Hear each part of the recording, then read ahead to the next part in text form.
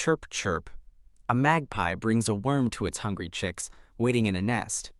During the Lunar New Year holiday, a woman is greeted by her in-laws, who express sympathy for her hard time, while she politely asks how they have been. Watching a phone, a man and woman laugh delightedly, with the man praising how smart our Jimin is for resembling him, while the woman encourages the person in the video. The scene introduces Han Jia, a 32-year-old freelancer with blonde hair tied in a bun. Sizzle, as Jia cooks in a floral apron, her smiling mother sits beside her, urging her to look at a video on her phone. Jia points out her mom has shown her the video over 30 times, but her mother just gushes over how cute her grandson is.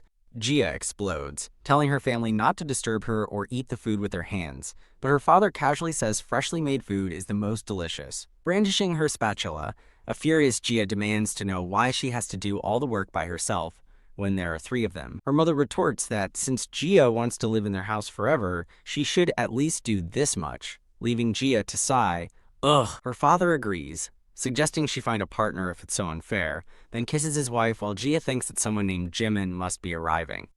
A little girl with pigtails runs through the doorway, happily calling for her grandma.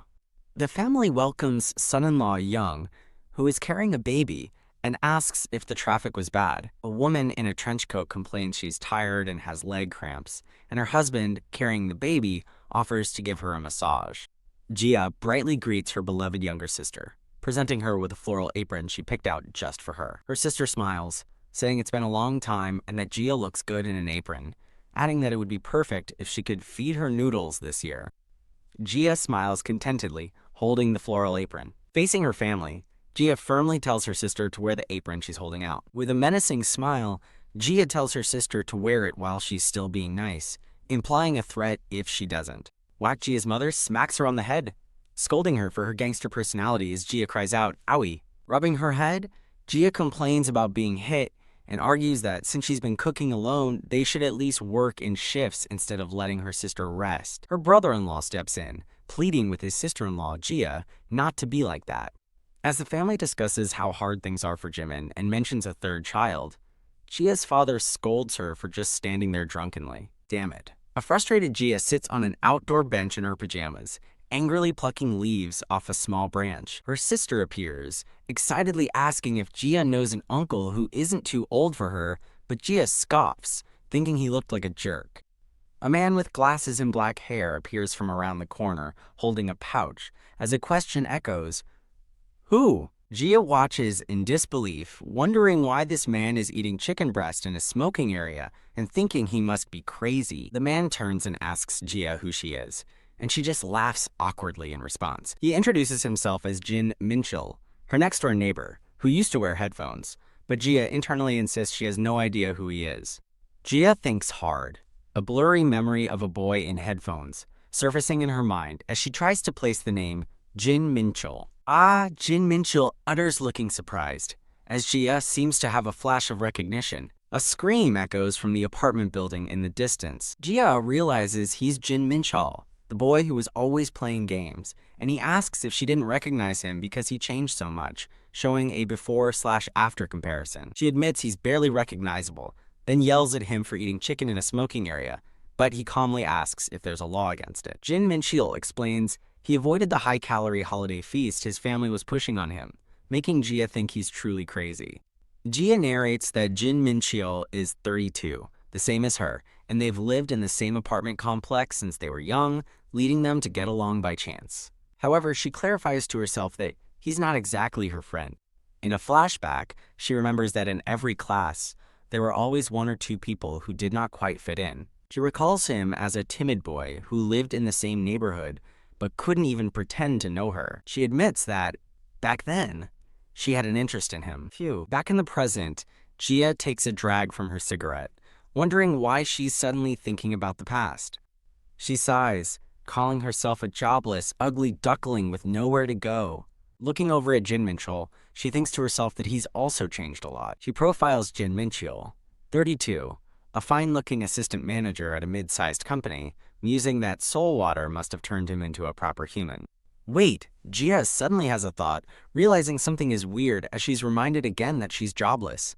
A profile card appears for Jia, noting her specialty is not realizing she's no good. and her current wish is for the earth to split in half by morning. Her eyes widen in shock as she compares their situations, realizing, this guy's a lot better than me.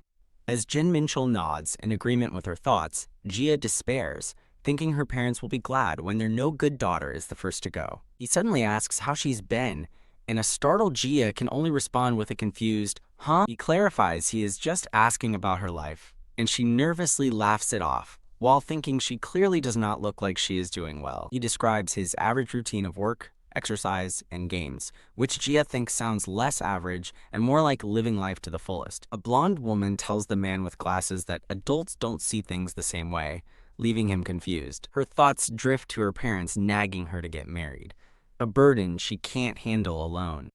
She reveals they even tried signing him up for a marriage service, much to his dismay over the wasted money. He asks if she's okay, since she seems fine, but she appears troubled by his question. She grimaces, thinking of her own overly enthusiastic family, admitting her situation isn't much better. The man with glasses leans in, looking at her with quiet concern. The two sit in a slightly awkward silence on the bench. Startling him, the blonde woman leans in close, flustered and at a loss for words.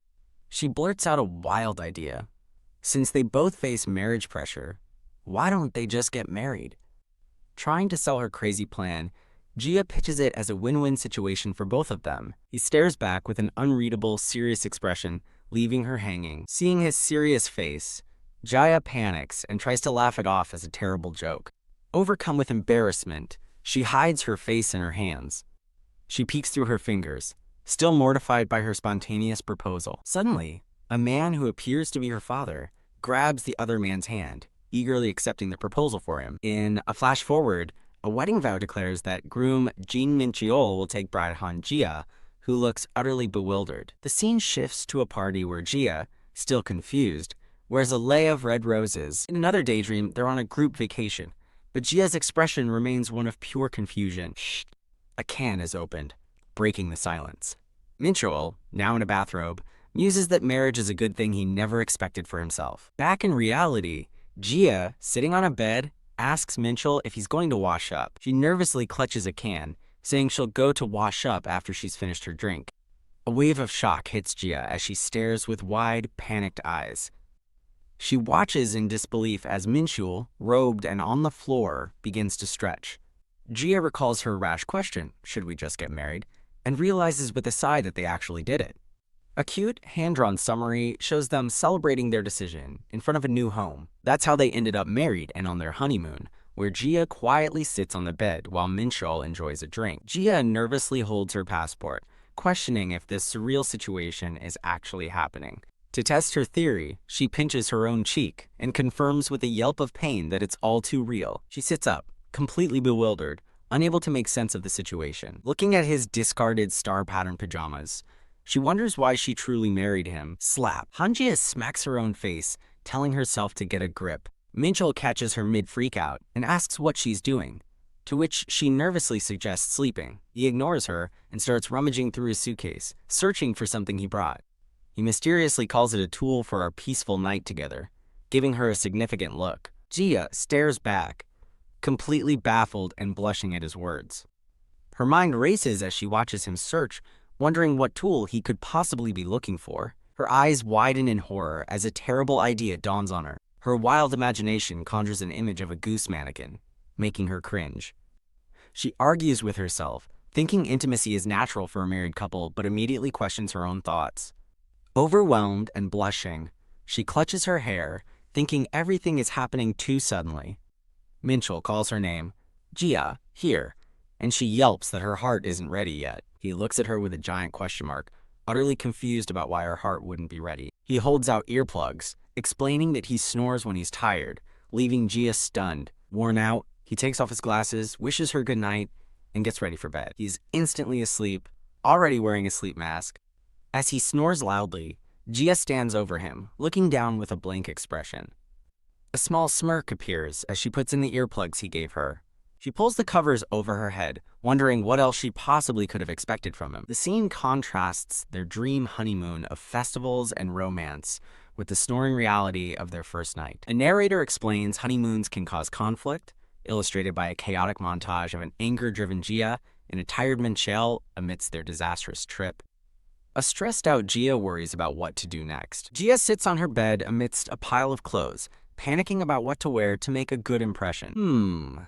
She considers an outfit, wanting something sophisticated yet casual enough to hide that she's on her honeymoon. As a voice asks if she's done yet, Gia replies that she's almost ready.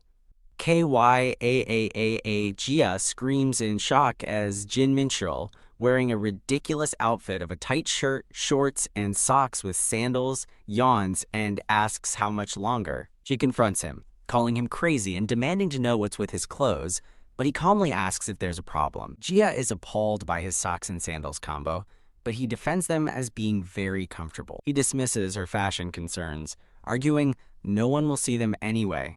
With a wide, unnerving grin, Gia tells him that she sees them. Damn it.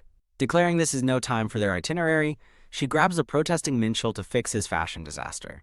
While waiting outside the changing room, Gia admits she's also not confident, having barely gone out in recent years. She resolves to compliment whatever he wears so they can just get on with their day. As the curtain opens, she begins her compliment before even looking, telling Jin Minchul he looks good. Her compliment dies in her throat as she sees his new outfit, a tight muscle shirt with suspenders and a bow tie, and she curses him while he beams, glad she likes it. He thinks his bright, unmissable outfit will keep him safe from cars, making Gia realize he views clothing as an animal's defense mechanism.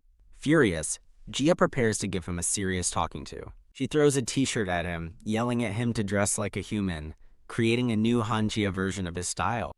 After he changes into the much more normal outfit, Gia concedes that he looks good to her, so she'll let it be. At the checkout counter, Minchul tries to buy 7 sets of the same outfit, causing Gia to scream for him to stop. He innocently asks why not, since she said it looked good, leaving Gia to facepalm at his utter lack of sense.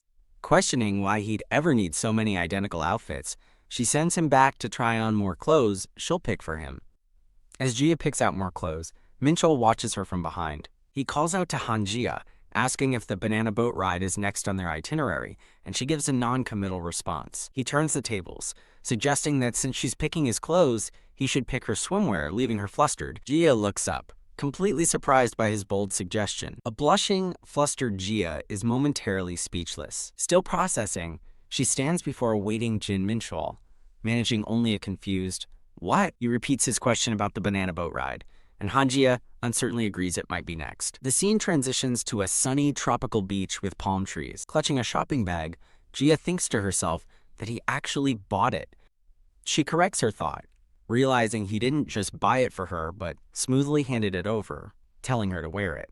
As they walk, she thinks that while the exchange makes sense, she feels like she's missing something. Surprised by his forwardness, she walks beside him, thinking he's not the type of guy she thought he was. The scene shifts to a dock where boats and a yellow banana boat are waiting. Peeking into a changing room, Gia clutches the bag and wonders what kind of confusing swimwear Jin Minchul bought. She nervously recalls seeing very bold designs in the store and worries about what's inside the bag. Though she knows Minchul isn't the thoughtful type, she still anxiously opens the bag. A sweat drop appears on her face as she looks at the contents, uttering a simple, "Oh?" On the beach, Gia stands awkwardly in a full-body black wetsuit as Minchul asks if she likes it. Minchul, also in a wetsuit, proudly boasts about its technical specs, calling it amazing while an annoyed Gia thinks he's the one she wants to kill.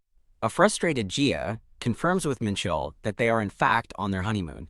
She gestures around them, telling him to use his eyes and look at their surroundings. The view pans to other people on the beach, all wearing normal, revealing swimwear. Pointing at the other beachgoers, she asks him why he thinks they're all dressed like that. He triumphantly declares it's because the weather is hot, leading Gia to realize he thinks they're the only ones who missed the memo.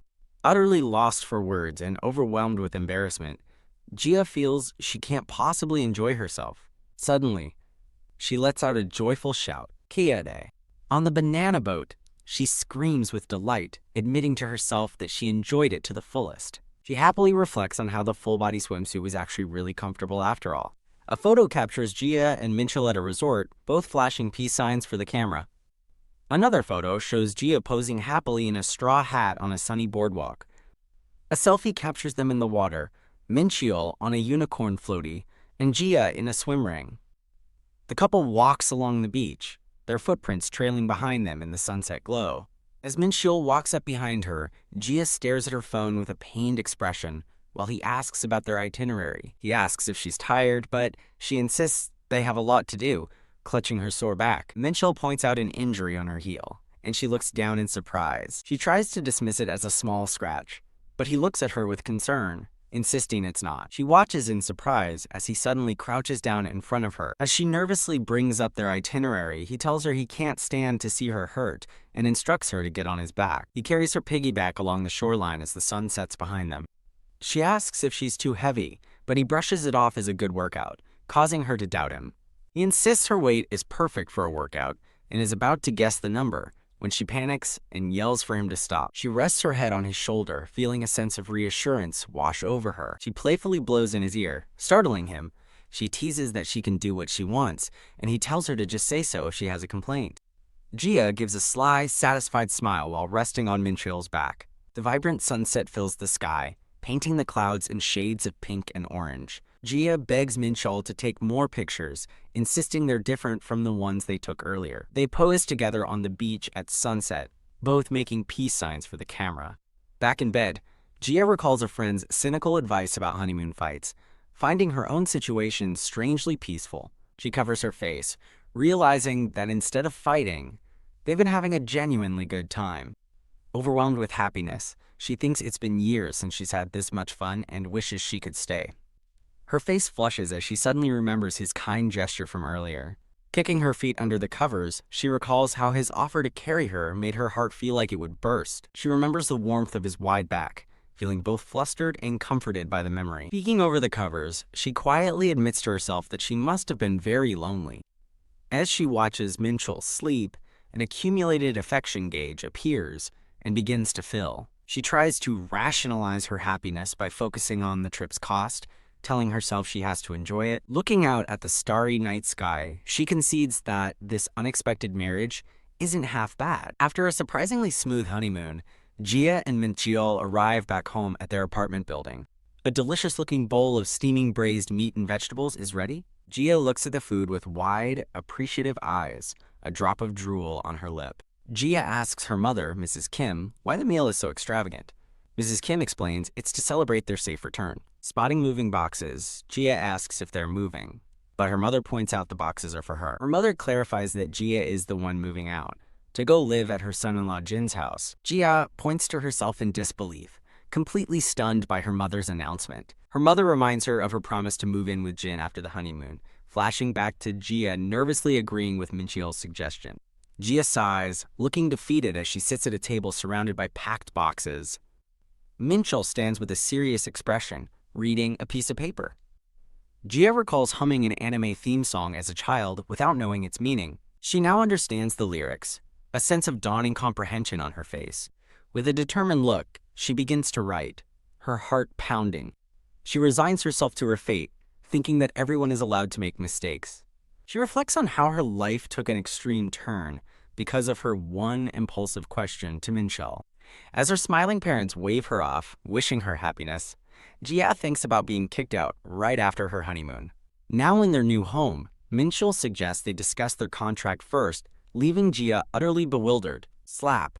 Gia slams the contract down on the table, furiously demanding to know what it is. Minchul calmly asks what's wrong, and she quickly feigns a hand cramp to cover her anger.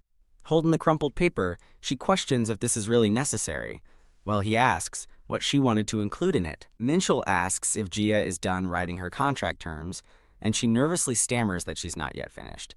With a frustrated expression, Gia gives up and thinks, whatever.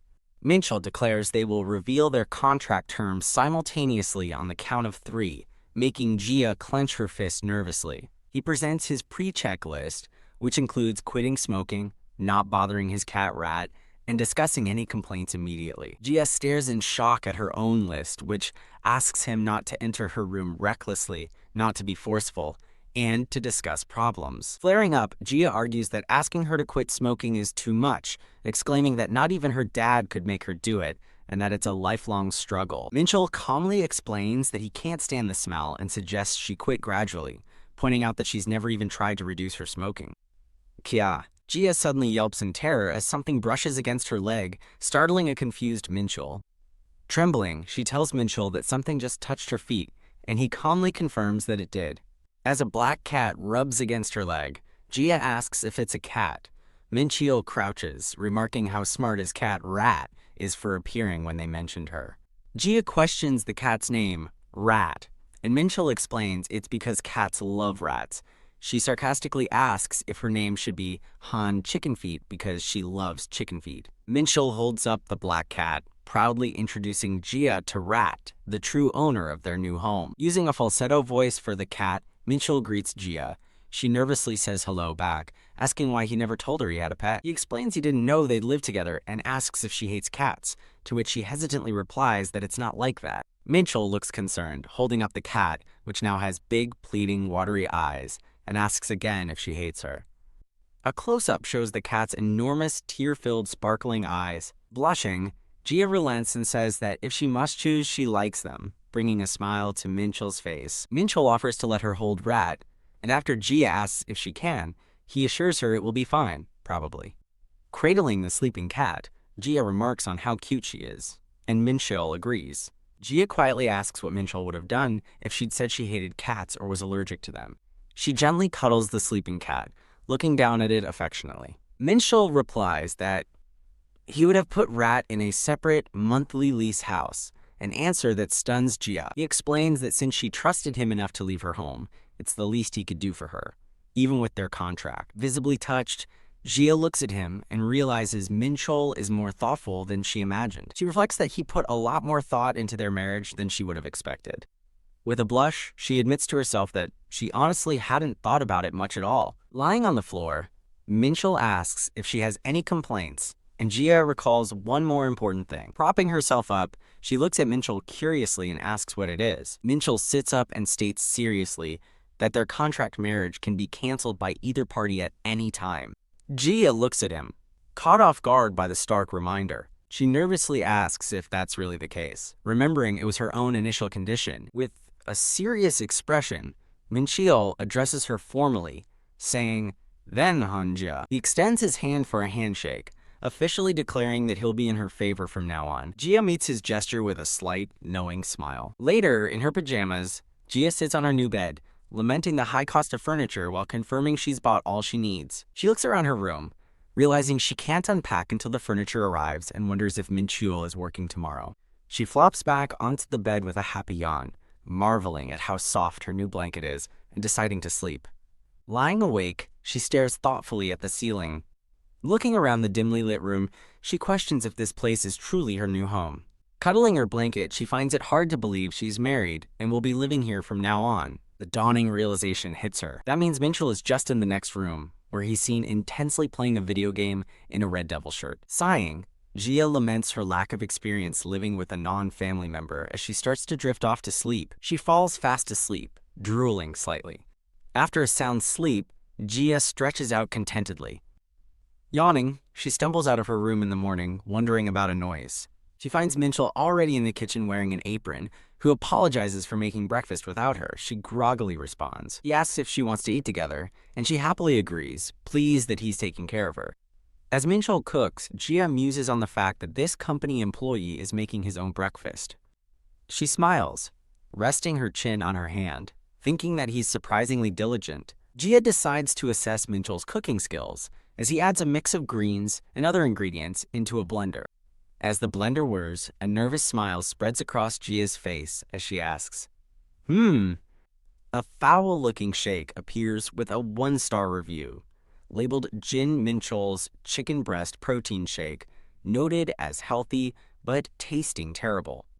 As Minchul pours the concoction, Gia asks what it is. He flatly replies, breakfast. A wave of disgust washes over Gia as she recoils from the taste, shouting that it's disgusting. Her expression suddenly shifts to a bright smile as she unconvincingly claims it's not bad at all. Minchul gives a proud thumbs up, holding his shake and offering her a protein bar to go with it. With a furious cry, Gia slaps the protein bar from his hand, sending it flying to the floor. She explodes, demanding to know if he's kidding and asking for normal food like cereal, but he calmly confirms that this is indeed breakfast. Minchul looks genuinely confused, asking if a protein bar isn't normal food, to which Gia snaps back that he's not normal. Gia accuses him of being petty for making her eat this while he'll enjoy a nice lunch, calling his name in frustration as he just says, In response, Minchul shows her his pre-packed lunch, which consists of chicken breast and sweet potatoes. Face-palming, Gia has a flashback, suddenly recalling him eating the exact same meal during the Lunar New Year holiday. In denial, she frantically opens the fridge, refusing to believe anyone could only eat those things. Her hopes are crushed as she finds the fridge stocked with nothing but bottled water, sweet potatoes, and packages of chicken breast. Staggering back in defeat, Gia is left completely dazed by the grim reality of their pantry. Collapsing dramatically onto the floor, she weakly tells a stoic Minchul that she'll try to be good from now on. Minchul asks if there's nothing she can eat, and she sarcastically praises the healthy food, feigning excitement while lying on the floor. Sitting up, Gia asks if he expects her to eat a proper meal alone, and he confirms she has the right to. Minchul tells her not to force herself to eat his breakfast, and Gia takes his words as permission to find something else. Slapping her forehead, she berates her own stupidity for ever thinking he'd suggest a normal breakfast together. She remembers how her mother used to force her to eat breakfast, and wonders if asking her was just a thoughtless habit for him. A new thought occurs to her, and she turns to him with a curious expression. She finds Minchul getting ready to leave and asks if he's going to work.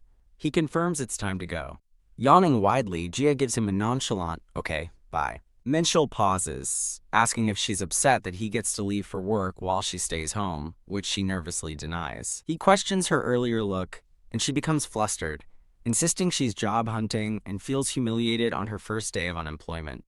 Instantly changing her tune, she waves with a bright smile, wishing him well and seeing him off. The moment he's gone, her playful facade drops, and she cheers, laughing that she's going to have as much fun as she wants.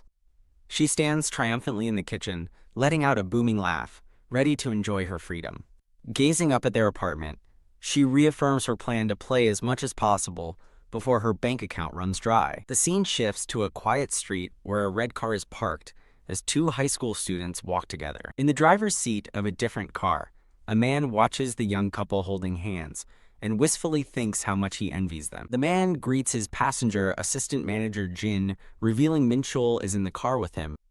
The car navigates through busy city traffic. The driver, identified as Minchul's subordinate Choi Sang-woo, asks Minchul if he knows what surprised him so much. Minchul asks what he's talking about, prompting an exasperated sigh from Sang-woo. A flashback shows Sang-woo's shocked reaction on the phone, as Minchul informed him he was taking a 10-day vacation. Sang-woo presses Minchul for an explanation, questioning his sudden change of heart about taking holidays. He admits that while Minchul is unpredictable, this sudden vacation is still a major surprise. Minchul simply turns and looks out the car window, a subtle smile playing on his lips. Noticing the expression, Sang-woo asks if something good happened, remarking that it's rare to see him smile. A memory of Gia yawning and saying bye flashes through Minchul's mind. He recalls her smiling face as she waved him off, wishing him a good day. Minchul smiles to himself, thinking how nice it is to have someone waiting for him at home. His sentimental thought is cut short by the screech of tires as Sang-woo yells, "Hey, hey, hey." Sang-woo demands to know what Minchul meant by wife, assuming it's a game reference, but Minchul calmly corrects him. Nope, real wife. Minchul nonchalantly announces he got married last week and pulls out his phone, offering to show a picture. A female colleague suddenly pops up from the back seat, demanding to know who got married to whom. At the office, Minchul's coworkers erupt in cheers and applause, congratulating him on his marriage as he meekly accepts. Back at the office, a female colleague watches as Minchul offers souvenirs to the team, who marvel at how much more human he's become since getting married. One colleague expresses disappointment at not being invited, but Minchul explains it was a sudden, simple wedding with only family present. A nervous, brown-haired colleague remembers he still has unfinished coding. He steels himself, determined to finish his work today no matter what. Suddenly, he senses a dark presence behind him as a voice calls for Chief Choi. His female manager, So Soo-yeon, appears behind him with a sinister smile and a thumbs up. The man, held by his manager, screams that he gives up and insists he did nothing wrong. She puts him in a headlock, yelling his full name, Choi Sang-woo, as he begs his manager to stop. With tears in her eyes, manager So Soo-yeon, Minchul's superior, confronts Sang-woo for telling her Min-chul didn't like anyone. She continues shaking him violently, demanding to know why Min-chul got married. Sang-woo's soul seems to leave his body as he lets out a weak "ah" under her grip. Another colleague watches the chaos, thinking to himself that he never imagined assistant manager Jin would ever get married. The colleague continues his rant, reasoning that a non-drinking fitness fanatic like Min-chul must have no interest in humans at all. A brief flashback shows Soo-yeon shaking Sang-woo in frustration. Later, Soo-yeon sits glumly at her desk, wondering what defines a quote man, while colleagues gossip that the man she liked was a divorcee with 2 kids. Soo-yeon groans in frustration, running her hands through her hair.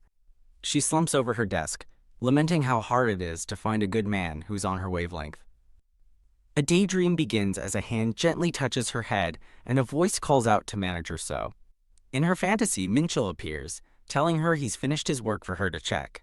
The daydream shifts to a different man who confidently offers to book a ceremonial hall for her. Her imagination then conjures a young man offering a generous cash gift for the wedding. The fantasy climaxes with Min-chul carrying her in a wedding dress, surrounded by roses as wedding bells ring. Her perfect daydream shatters like broken glass. Back in reality, Sang-woo tries to console Soo-yeon by saying Min-chul isn't the only man, and she weakly agrees. Despite her words, Soo-yeon breaks down in tears, crying out for her manager. Later, Sang-woo spots Min-chul on the street and frantically tells manager Soo-yeon to hide. He pulls her around a corner, insisting that now is the time to make sure. Sang-woo cheekily proposes a bet, Min-chul's marriage versus the end of the world tomorrow, which is more likely. Soo-yeon stares blankly, questioning his end of the world comment.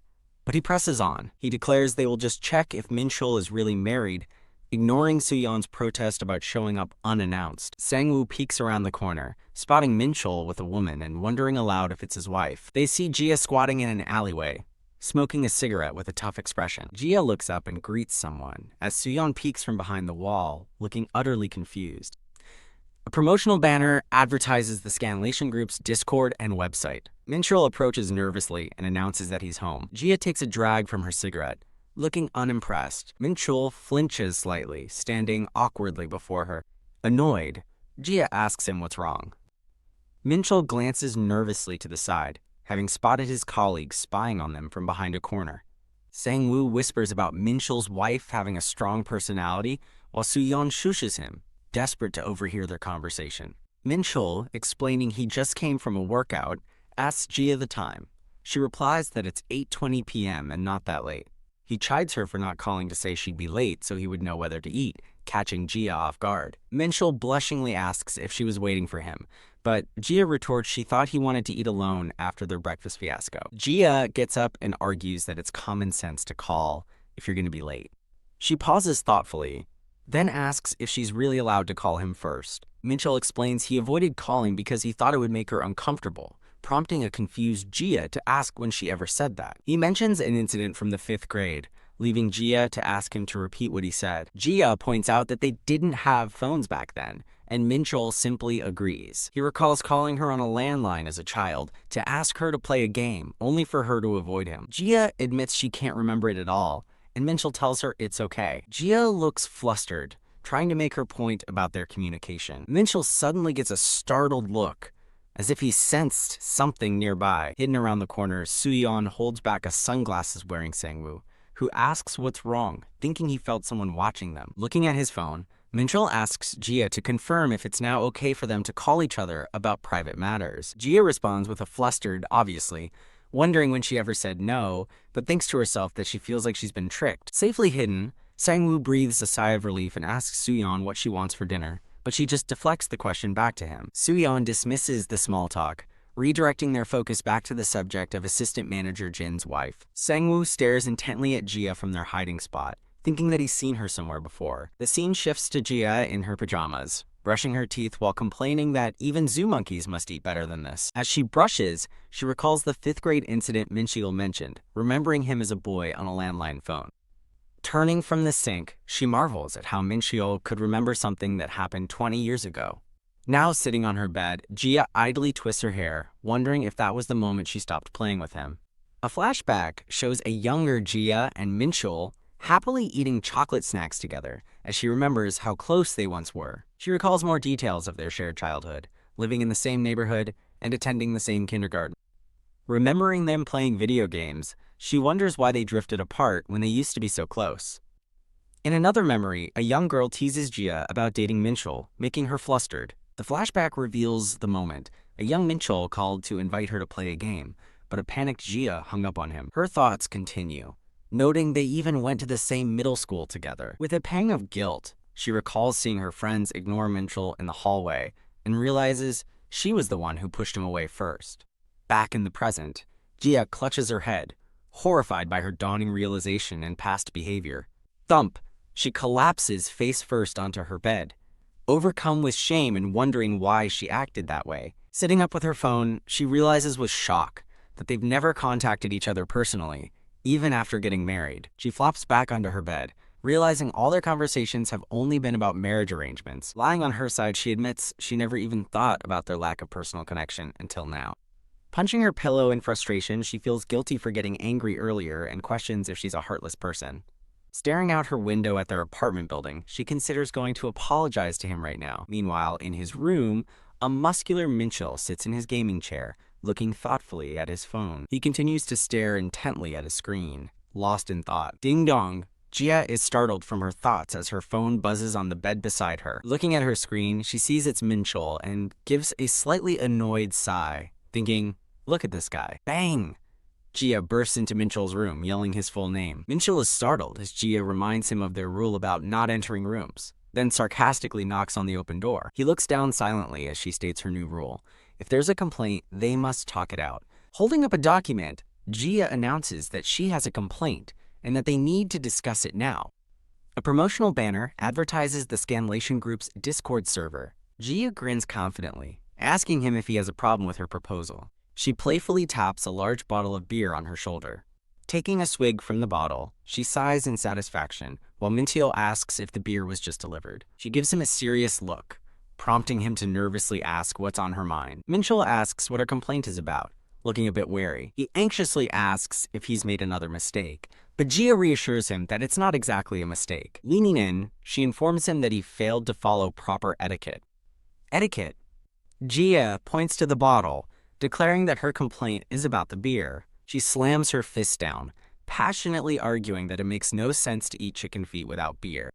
Minchul facepalms, asking if this is about food again, but Jia admits that's only part of her complaint. While preparing the food, Jia brings up that she's realized they've never had a deep conversation. She pours him a glass of beer, insisting they talk while eating, and shushes his protest by declaring chicken feet are snacks in their country. She looks at him with a gentle smile, offering him the glass of beer she just poured. Staring back at her, Minchul simply agrees to her terms. Flustered after inviting him for a drink, Jia clutches her beer with an awkward smile. Jin Minchul asks why she wants to talk, and an anxious Jia stammers, trying to come up with a reason. He suddenly clenches his fist, his bicep bulging. Flexing dramatically, Jin Minchul gravely explains that drinking alcohol can cause muscle loss. Sigh. Jia facepalms, thinking she's the crazy one for trying to have a serious talk with a gym rat. Jin Minchul reminds her of their promise not to force each other into things. As he tells her to go back to her room, he places his hand over her beer mug, stopping her. Reaching for a plate of vegetables, he reconsiders, wondering aloud if they should match up with each other. He clarifies that he thinks they should do things together from time to time. Proposing a toast with his own drink, he says they can still clink glasses, which makes a surprised Jia exclaim, "Whoa, Jin Minchul." Now happy, Jia asks what he wants to talk about, but then her mind goes blank. She inwardly panics, realizing she can't remember what she wanted to discuss. Nervously clutching her mug, she thinks she impulsively asked him for a drink and now has nothing to say. To stall for time, she weakly raises her mug and suggests a toast. "Damn it, let's just drink first," she declares, and they both start chugging their drinks. She convinces herself that everything will be fine once they've had a drink. Wahahaha. After a few drinks, she laughs, thinking things have worked out after all. Now drunk, Jia asks Jin Minchul why he was so cold to her that one day, but he insists he doesn't remember. She continues to tease him about suddenly getting angry and trembling, pointing a finger at him. A flustered Jin Minchul covers his face, denying it, as Jia laughs, exclaiming that he's doing the exact same thing now. She smiles fondly, resting her head on her arm and admitting that it was great back then.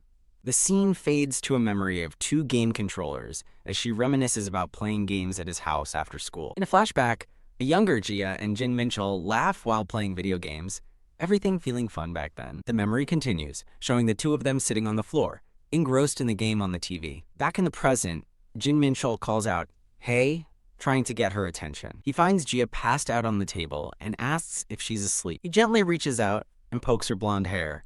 Jin Minchul looks down at the sleeping Gia with a thoughtful expression. Beep, beep.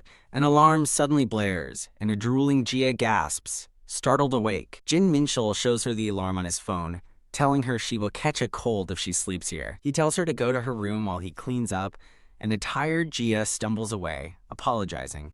She lets out a huge yawn, still groggy from her nap. Rubbing her eyes, Gia realizes she drank all the soju beer herself and wonders what to do. She turns to Jin Minchul, who is sitting on the couch, and asks him to lend her an ear. Whisk. Instead of leaning in, she snatches his glasses right off his face, shocking him. Ooh, Gia puts on his glasses, which look huge on her. She comments on how bad his eyesight is, blaming it on all the games he used to play. A nearly blind Jin Minchul reaches for his glasses, telling Han Gia to stop joking, but she playfully refuses. If you want it back, then take it by force, she taunts, running away and challenging him. She playfully dangles the glasses, teasing him about being afraid of looking silly without them while he demands she stop.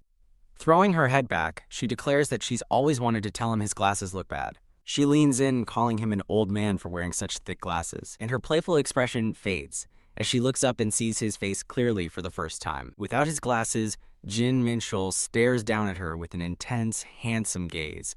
Gia's heart pounds in her chest as she stares back, completely captivated.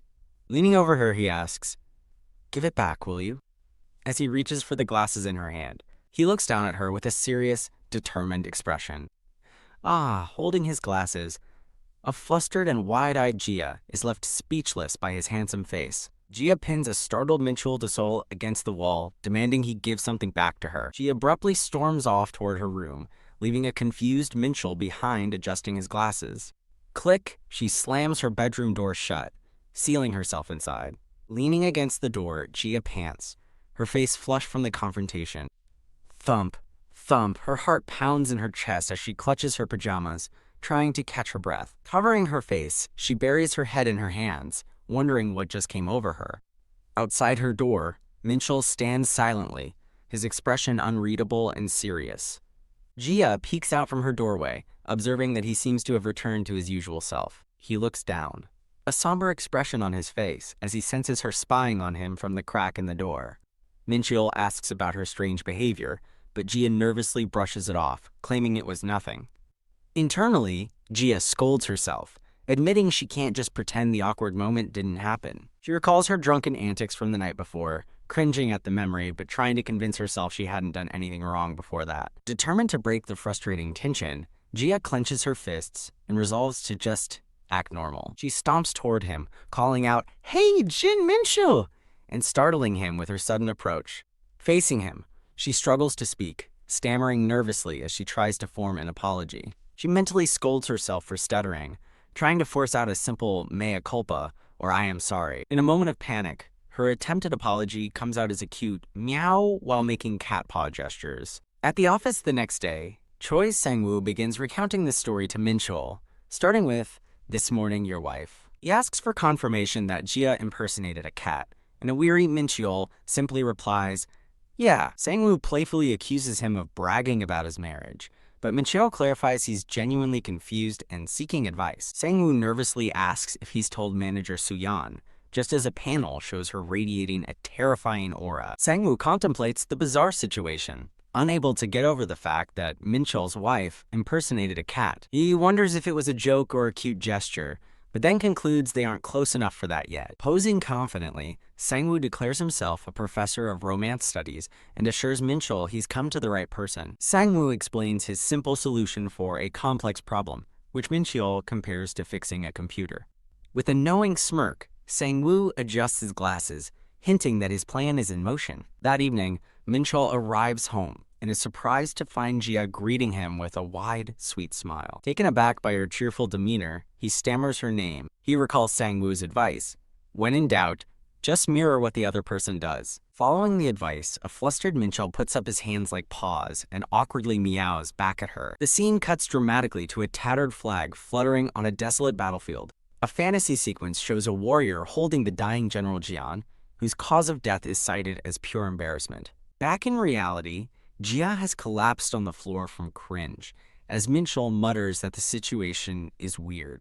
Jia jolts upright, suddenly realizing that Sang-woo must have told him to do that. Furious, she lunges at Minchul, grabbing his hair and demanding to know why he told his coworker about her meow incident. Their argument echoes through the apartment, as he admits he didn't know what else to do, and she yells back that she didn't either. After things cool down, Minchul turns to Jia with a serious expression, asking if he can ask her one thing. He asks what she meant by meow, but a flustered Jia avoids the question and quickly tells him to forget it. Thump Minchul slams his hand down, unwilling to let the subject drop. At work, Sang-woo is on the phone agreeing to a plan, while Soo-yeon listens in from behind. Soo-yeon's eyes gleam with excitement as she enthusiastically proposes throwing a housewarming party. Jia, hearing the news back at home, spits out her drink in utter shock. Minchul awkwardly confirms that his colleagues suggested a housewarming party for them. He explains that the topic came up suddenly after everyone at work congratulated him on his marriage. He reassures Jia that it's not mandatory and that she doesn't have to worry about it.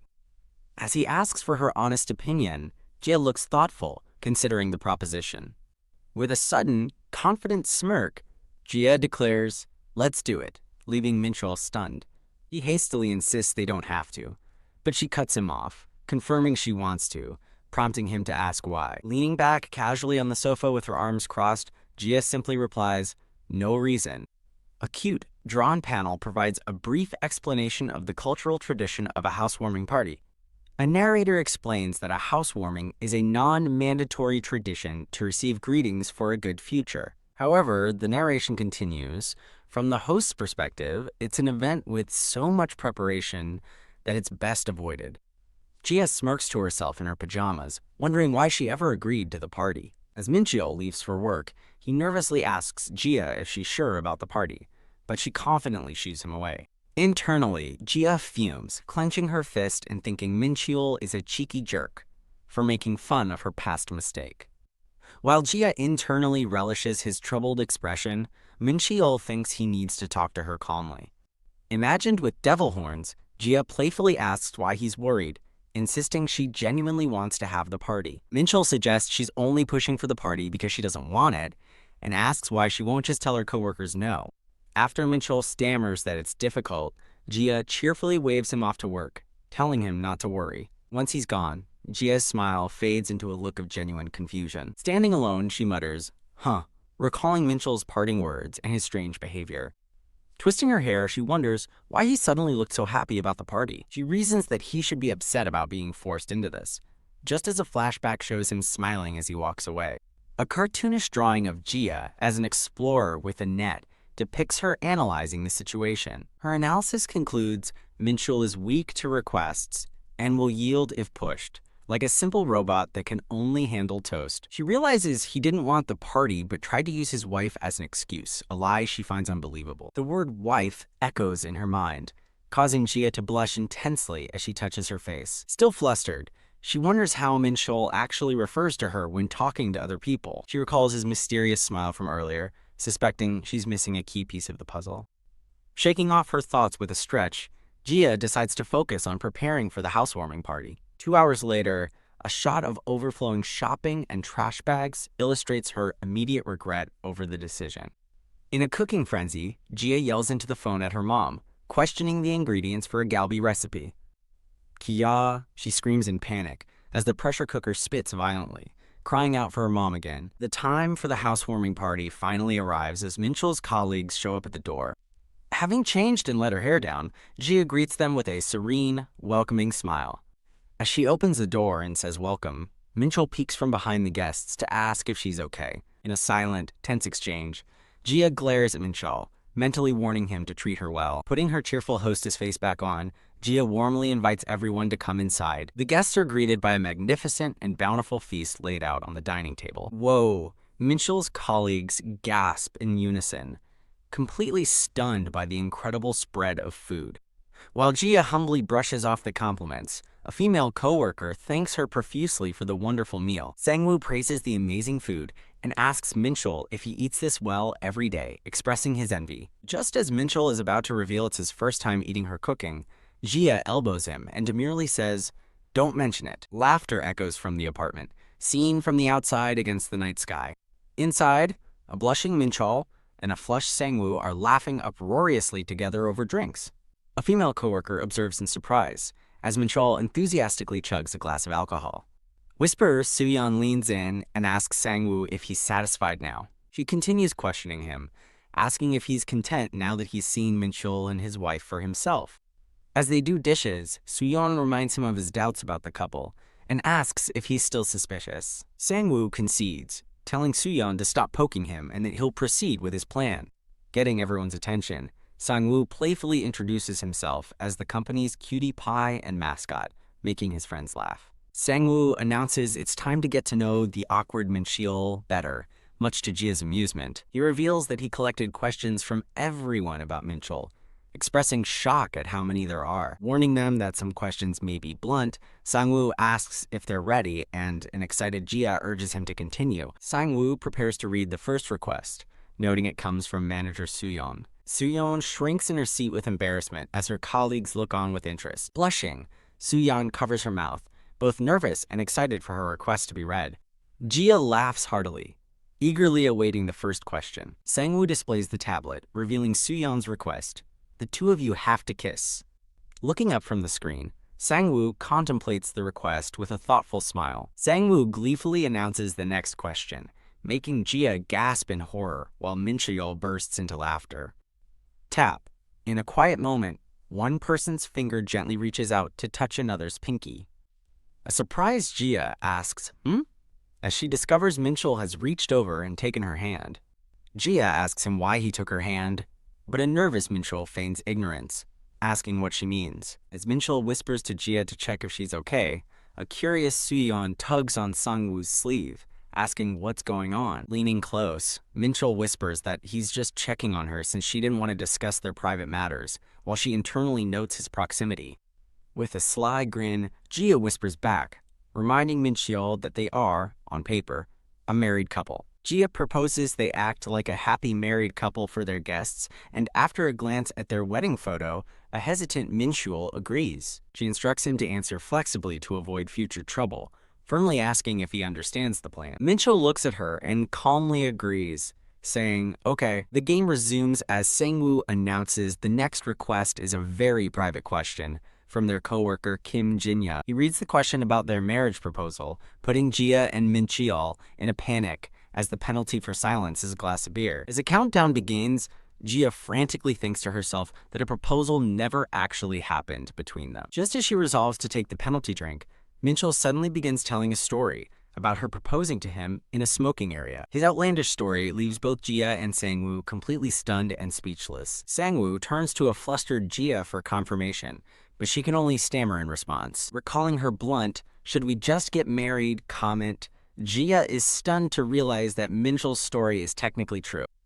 Ooh. Sangwoo lets out a gasp, completely shocked and impressed by the revelation. Sangwoo announces that Mrs. Jin has opted for the punishment, and Jia quickly chugs her beer to avoid further questions. While Sangwoo cheers for her passionate display, Jia leans over to menacingly inform Minchul that they need to talk later. Announcing that the mood has lifted, Sangwoo prepares to ask the next question, warning that it's another strong one. The next question, "When and where did you have your first kiss?" leaves both Minchul and Jia frozen in shock. Panicking, Jia desperately tries to think of an answer, wondering if a kiss at the wedding would be a plausible lie. She immediately remembers threatening to kill Minchul if he actually kissed her at their wedding, making that lie impossible. Stuck, she realizes a wedding kiss would sound weird anyway, and struggles to come up with an answer. Sangwoo begins the countdown, holding up his fingers as he calls out, 3, 2. Just in time, Minchul blurts out an answer that stops Jia mid-drink. "When we were 5. At the daycare." PF'd. Jia spits her drink all over her face in utter shock at his unbelievable claim. The coworkers erupt with excitement, asking if they are childhood friends as Jia looks on, mortified. Mincheol doubles down on his lie, leaning in to ask Jia if she's forgotten her nickname from preschool. He reveals her nickname was Kissing Ghost, explaining with a flashback that she went around kissing other kids, which leaves Jia furious. That's a long time ago. Jia shouts as she playfully lunges at Mincheol, amusing their coworkers, who think they suit each other perfectly. As the party ends, the guests thank their hosts for a fun evening, and Jia tells them to be careful on their way home.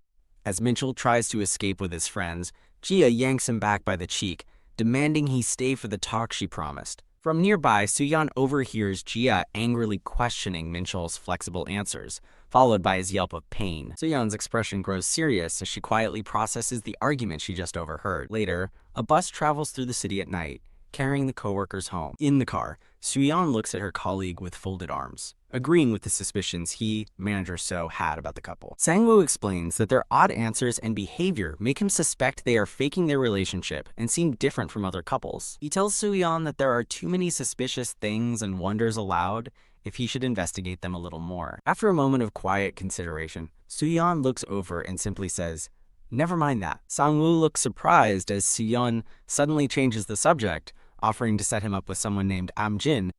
Screech! The red car swerves violently as someone slams on the brakes.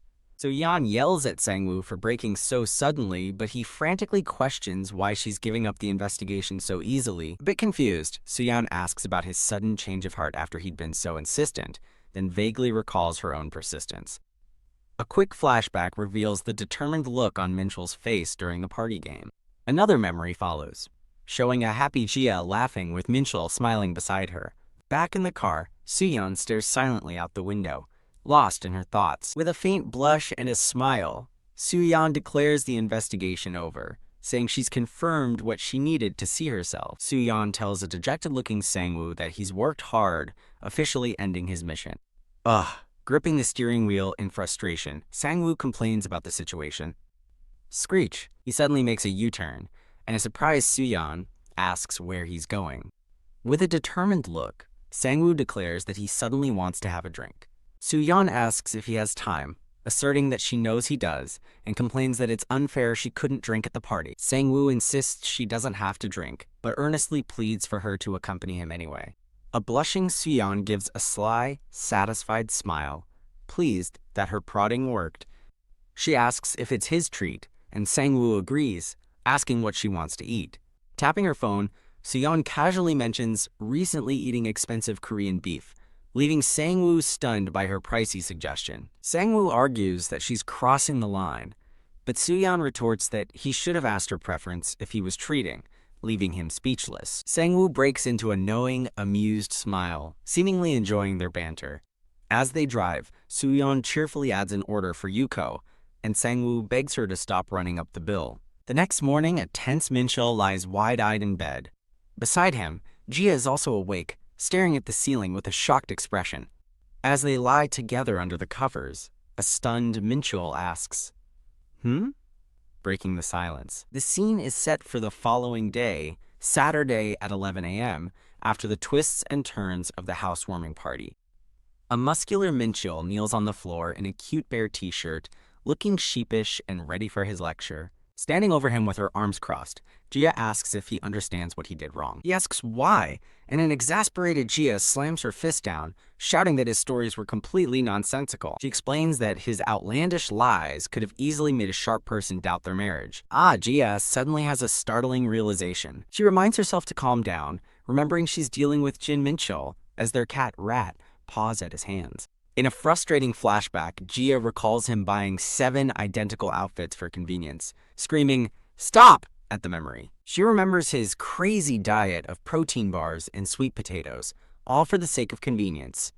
While Jia thinks it was a mistake to expect common sense from him, Mincheol picks up their cat and tells Rat to play elsewhere during his scolding. Jia crosses her fingers, forbidding him from ever telling the kindergarten kiss story again, leaving a confused Mincheol to ask why. She argues their coworkers found the story unbelievable, admitting it was just a peck, while Mincheol mutters that such a couple could exist. With their cat draped over his shoulders, Mincheol asks what they should say about their first kiss then. Jia reasons that it's weird for a married couple to not have had their first kiss yet, looking flustered by the implications. Minchul recalls how she threatened to kill him if he kissed her at the wedding, justifying his kindergarten story as a better alternative than admitting the truth. Blushing, Jia realizes she's never thought about a first kiss with Minchul and didn't expect it to become a problem. She gets flustered considering the normal sequence of dating and kissing, dismissing the idea of pretending they'd been together since school. Her train of thought is interrupted by the buzzing of her phone on the table. Tap, she reaches over and picks up her ringing phone.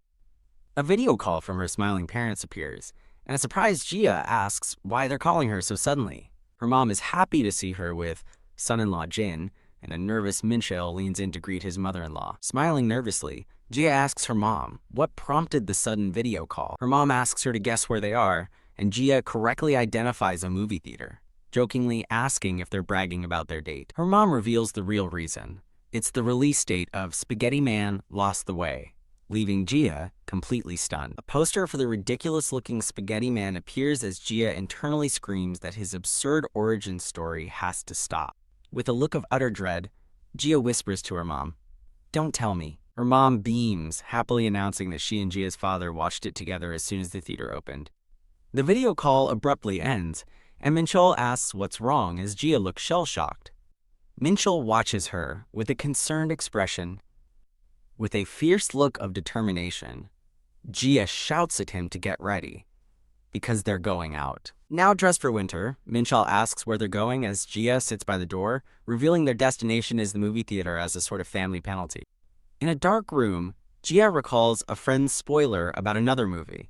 The crippled man is a ghost. A girl sits in a movie theater, thinking to herself that she'll give any spoilers for the popular Spaghetti Man series as soon as she's done watching. Jia's personal rule flashes on screen.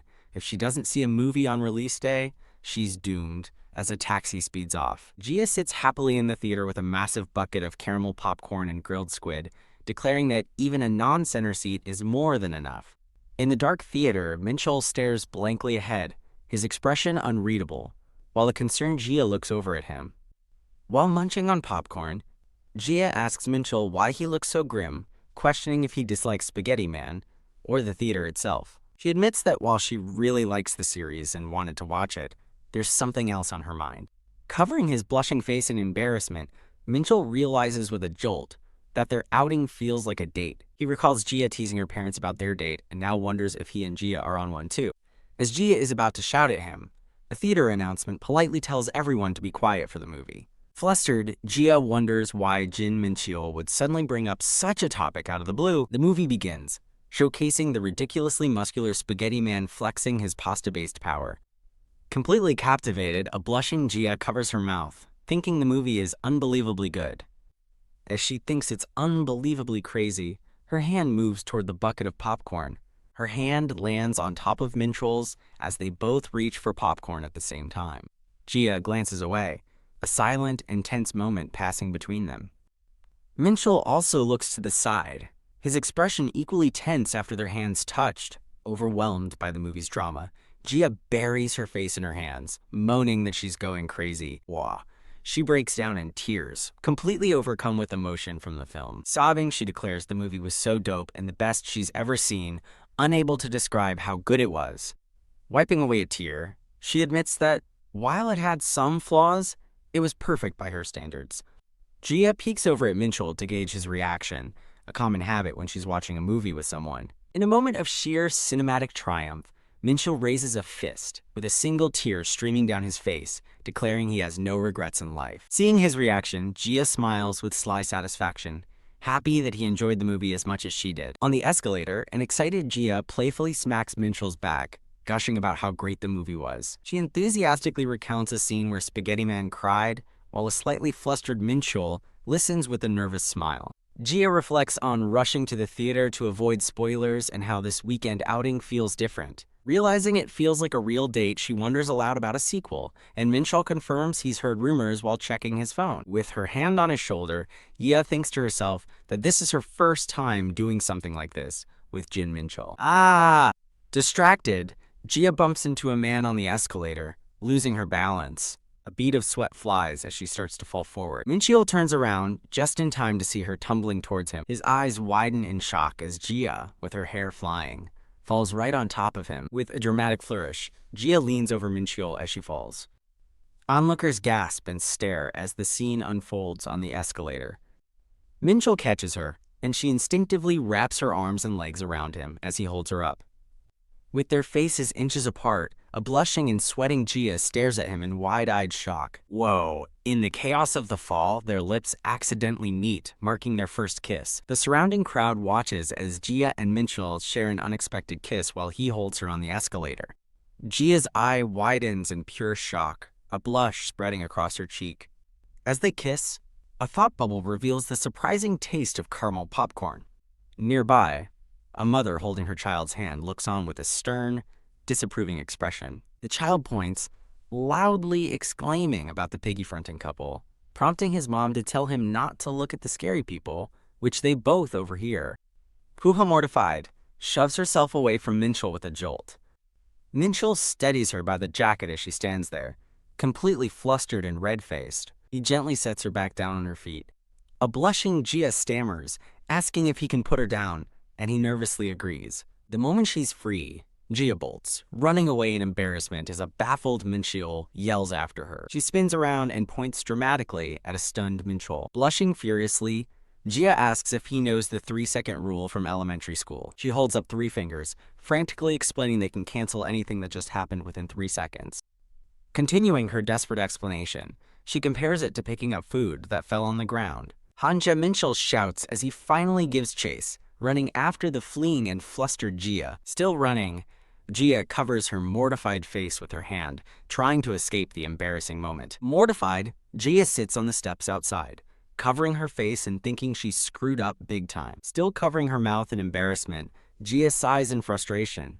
Mincheol finds her, correctly guessing she left a smoke, which leaves a surprised Jia speechless. Declaring they need to get rid of the smoke smell, Mincheol unexpectedly grabs a shocked Jia and begins dragging her away. Held by Mincheol, a flustered Jia asks if he's okay with their lips having bumped earlier. Mincheol calmly reminds her of the 3-second rule she just declared, confusing Jia. He asks if they're pretending it didn't happen since she canceled it, and she nervously agrees. Outside the theater's ticket box, Mincheol asks about getting a meal, and a flustered Jia tells him to decide. Now at a cafe, Jia unwraps a sandwich. Baffled by the strange turn of events, Jia watches Mincheol calmly eating a roasted chicken baguette while on his phone, wondering how he can be so cool about everything. Annoyed that he's taking her rules so literally, Jia calls him a simpleton and tries to get a reaction by remarking on his persistent chicken breast diet. Exasperated by his continued focus on his phone, Jia lets out a frustrated sigh. In a sudden move, Jia lunges forward, grabs Mincheol, and kisses him passionately. She pulls back with a shocked and flustered expression, stunned by her own impulsive action. Jia reflects that she's being overly fussy about an accidental kiss between 2 adults. She admits to herself she'd hoped he would have been at least a little bit flustered by it. As they walk down the street, Jia kicks a pebble in frustration. She glances back at Mincheol, still searching for some kind of reaction. Mincheol stops and calmly states that their kiss lasted for more than 3 seconds. Looking at her jacket, which he is still holding, he confirms that it was definitely over the 3-second limit. A blush spreads across Jia's face as her heart pounds in anticipation. Mincheol smiles, suggesting they make this their official first kiss. He happily reminds her of their conversation that morning about needing a story for when and where their first kiss happened. Since it just happened, he proposes they use this scenario, and Jia smiles, seemingly happy with his solution. The girl's mother explains the situation to her husband Jimin as both children look on. At their front door, Jia arrives with a suitcase, nervously asking to stay with them. A promotional page displays information for the manhwa series, Frey and Shindorum. Jia gives an awkward, sweaty wave as she leaves her apartment. Her sister and brother-in-law, Jimin, look on with strained, uncertain smiles. Now standing in her sister's hallway with her suitcase, Jia waits awkwardly as the family stares. The awkward silence continues as Jia stands with her luggage, facing her sister's family. At a desk, Jia starts a live stream, officially beginning the 13,261st Jia Summit. On a video call, the present Jia addresses 5 other versions of herself from different ages to discuss the recent decision. Present Jia directs the attention of her past and future selves to the screen. She displays an image of the kiss, explaining the accident happened in a movie theater 5 hours ago. Tapping her lip, she admits that she's still surprised by the event even now. A flashback shows Minchul coolly suggesting they make the second kiss their official first one. Pal Present Jia slams her fist on the desk in a burst of delayed frustration. She furiously rants to her other selves about how crazy and cold Minchul's reaction was. The other Jias nod and murmur in agreement with her frustration, with even her 35-year-old self agreeing. Her 5-year-old self, nicknamed the Kissing Ghost, innocently asks if kissing isn't a nice thing. Present Jia calmly asks her 5-year-old self if her candy is tasty before deciding to continue the meeting. A doodle illustrates her decision to stay at her brother-in-law Jimin's place to avoid this stupid fool Minchul and her scary parents. Her smiling 35-year-old self asks if her 32-year-old version doesn't have any friends she could stay with. The 35-year-old Jia continues on the call, questioning why she'd go to her sister's house when she must have friends who would take her in. Present Jia looks stressed, admitting that a lot has happened and that her younger self might not understand. She asks her 25-year-old self for input, but the hooded figure stays silent as text labels her the real culprit in this situation. With a determined glint in her eye, Present Jia begins to explain her rationale to her other selves. In a flashback, a smug Jia reveals she was the one who orchestrated her sister and brother-in-law becoming a couple. She recounts setting them up on a blind date, giving them money, and pushing them to get married. Back at her sister's house, Jia offers a fruit gift to her brother-in-law, Jimin, confident they can't refuse her after everything she's done for them. Her sister appears in the doorway, surprised to see her. Jia's sister smiles warmly, calling her kind for visiting with a gift on the weekend. The mood sours as her sister questions her unannounced arrival and lack of manners, prompting Jia to cheekily reply that she learned from her. Jimin laughs nervously as his 2 kids playfully hit him, while his wife tells them to go easy on their dad. Over tea, Jia remarks on how energetic the kids are, wondering who they take after, and her sister agrees. Her sister admits the kids resemble her, and jokes that Jia's future children will be even more chaotic, flashing back to them drawing all over Jimin. Jia and her sister trade formal titles, Mom's eldest daughter and Mom's youngest daughter, in a teasing exchange. Getting serious, her sister warns Jia that she has one thing to say before they go any further. Her sister's tone shifts to excitement as she asks about the new Spaghetti Man movie, and Jia confirms she's already seen it. Annoyed, her sister complains that Jia ruined the fun by seeing the movie so quickly, accusing her of bragging about being jobless, which Jia frantically denies. Her sister's expression turns serious as she asks if something happened with her brother-in-law, causing Jia to take her drink in shock. Jia nervously denies anything is wrong, but her sister looks unconvinced. Her sister correctly deduces that Jia fought with Minchul, ran away, and came to her house for comfort, which Jia internally admits is true. Fumbling for an excuse, Jia claims she just came to see her niece and nephew. Her sister feigns being deeply touched, which makes Jia feel even more guilty about her lie. Perfect timing, her sister exclaims with a bright smile, leaving a confused Jia to wonder what she means. The scene cuts to a resigned Jia, now holding her niece and nephew, roped into babysitting duty. Her sister and Jim head out the door cheerfully telling Jia they're counting on her and to have a good time. As they leave, Jimin nervously asks his wife if this is okay, but she assures him Jia agreed and that they should enjoy their time. With a cunning wink, Han Jimin declares her love, and Jia realizes her sister knew her situation all along. Resigned to her fate, Jia thinks that as a sinner, she must accept her punishment. Trying to look on the bright side, she reasons that she gets a comfortable place to stay in exchange for babysitting while offering the baby a pacifier. The 2 happy children are shown with their faces covered in colorful drawings. A close-up reveals the 32-year-old Jia, equally covered in crayon art, looking completely drained. Yeehaw! The kids ride on Jia's back like a horse, and the narration notes that she is finally appreciating her parents. Exhausted on the floor, Jia pleads with her niece, Yoonji, that she's tired and offers to watch a cartoon instead. Yeonji explains that horses are supposed to neigh, not talk, and demands Jia make the sound, leaving her to begrudgingly admit the kid has a point. Trying to escape, Jia says the courier is here, but the kids grab her legs, demanding she neigh first. With Yeonji peeking below, a still-painted Jia opens the door just a crack, wondering who it is. To her shock, it's Jin Minchul, nervously holding a pink delivery box. Minchul stammers that he has a delivery as a stunned Jia, and her niece stare back at him. Thud. The door is slammed shut in a startled Minchul's face. A blushing and shocked Jia recognizes Jin Minchul, her face still covered in drawings. Panicking, she scrambles around the apartment, wondering why on earth he's here. Her eyes spin with dizziness as the shock and confusion overwhelm her. Covering her face, Jia panics, wondering how he found her and suspecting he might have put a tracker on her. Her niece, Yeonji, asks who is at the door, and a flustered Jia struggles to answer. Jia tells her niece that he's a weird person, like the boogeyman, and Yoonji accepts the explanation. Yoonji holds up her phone, asking if that person is the man on the screen, confusing Jia. Her niece happily shows a photo of Minchul, explaining her mom said to let their uncle in because he'd bring food, causing Jia to scream her sister's name in rage. Now inside, Minchul kneels on the floor, looking tense and formal.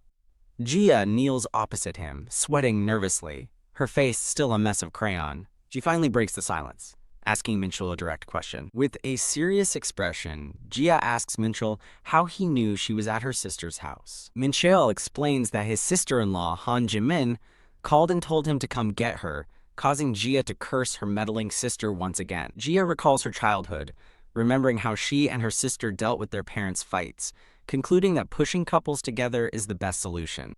But despite her reasoning, she is still overwhelmed by tears and frustration.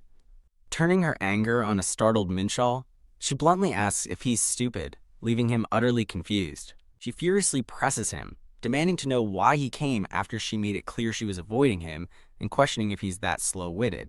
A flustered Minchul covers his mouth, calmly suggesting they should just talk through any complaints she has. He asks directly what she's angry about, but Jia clenches her teeth, internally accusing him of trying to pick a fight. He patiently repeats his question, and his genuine confusion seems to catch her off guard. Her mind flashes back to the moment after the kiss, where he coolly analyzed the 3-second rule. The memory continues to his infuriatingly calm suggestion that they manufacture the incident as their official first kiss. Back in the present, the memory makes her clutch her head in renewed frustration. She silently fumes, wondering why her heart fluttered for such an insensitive, frustrating man as he looks on, confused.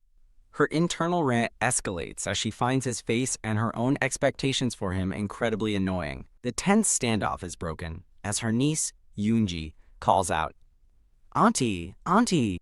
Before Jia can react, Yeonji surprises her by feeding her a spoonful of mint chocolate ice cream. Rendered speechless, Jia sits with her cheeks full while Yoonji waits with the ice cream tub. Yoonji then offers a spoonful to Minchul, who nervously declines, admitting he dislikes mint chocolate. The mood lightens as her nephew also begins feeding her, and Jia laughs, feeling embarrassed for losing her cool in front of the children. As she plays with her nephew, she smiles warmly, realizing the fight wasn't worth getting so upset about. She playfully pinches her nephew's cheek, warning him about getting a stomachache as he yelps, "Ouch!" Chewing on a spoon, Jia tries to convince herself it was just a kiss between adults and nothing to be confused over. Meanwhile, a terrified Minchul tries to fend off a persistent Yoonji, who insists he'll love the mint chocolate ice cream. Jia's brief escape from reality ends after just half a day, as her sister's family waves them goodbye.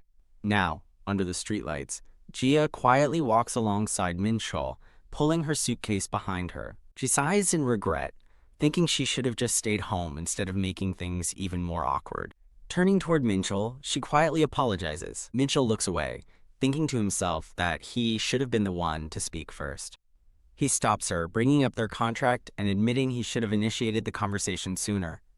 Looking at her sincerely, Minchul offers his own apology. He admits he was insensitive about the kiss at the theater and his suggestion to make it their first kiss scenario. Jia interrupts him, calling his name to get his full attention. She asks if that's what he really thinks she was mad about, and he nervously asks if he's wrong.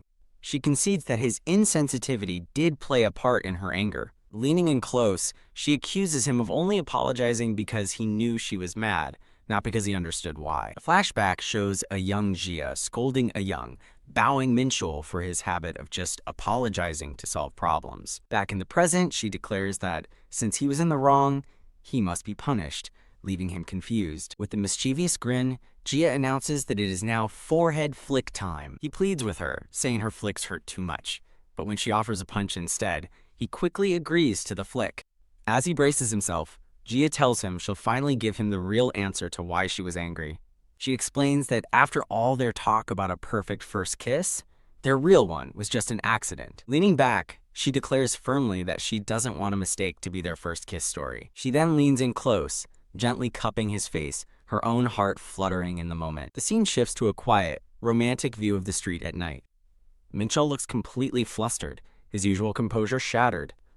With a soft, blushing smile, Jia reaches for him and declares, "This is our first kiss." The scene cuts to a new character, a smiling man with glasses and a plaid shirt. The view returns to the tender moment, showing Jia holding a stunned Minchul's face in her hands. The man in the plaid shirt pats another man on the shoulder, asking if he misspoke and made his wife sad. He continues, explaining that everyone at their company believes their first kiss was in kindergarten, and now they don't know how to correct the story. The man in the plaid shirt is identified in his thoughts as Jin. The story cuts to a flustered man, who dramatically complains about someone worrying over a trivial matter. The man, Choi Sang-woo, gripes at Jin, asking why he's bringing up a trivial issue now after he's exhausted from a housewarming party. Jin asks if something happened after the party, but a nervous Choi Sang-woo stammers, unable to give a straight answer. Choi Sang-woo insists nothing happened, but his shifty expression makes Jin look at him skeptically.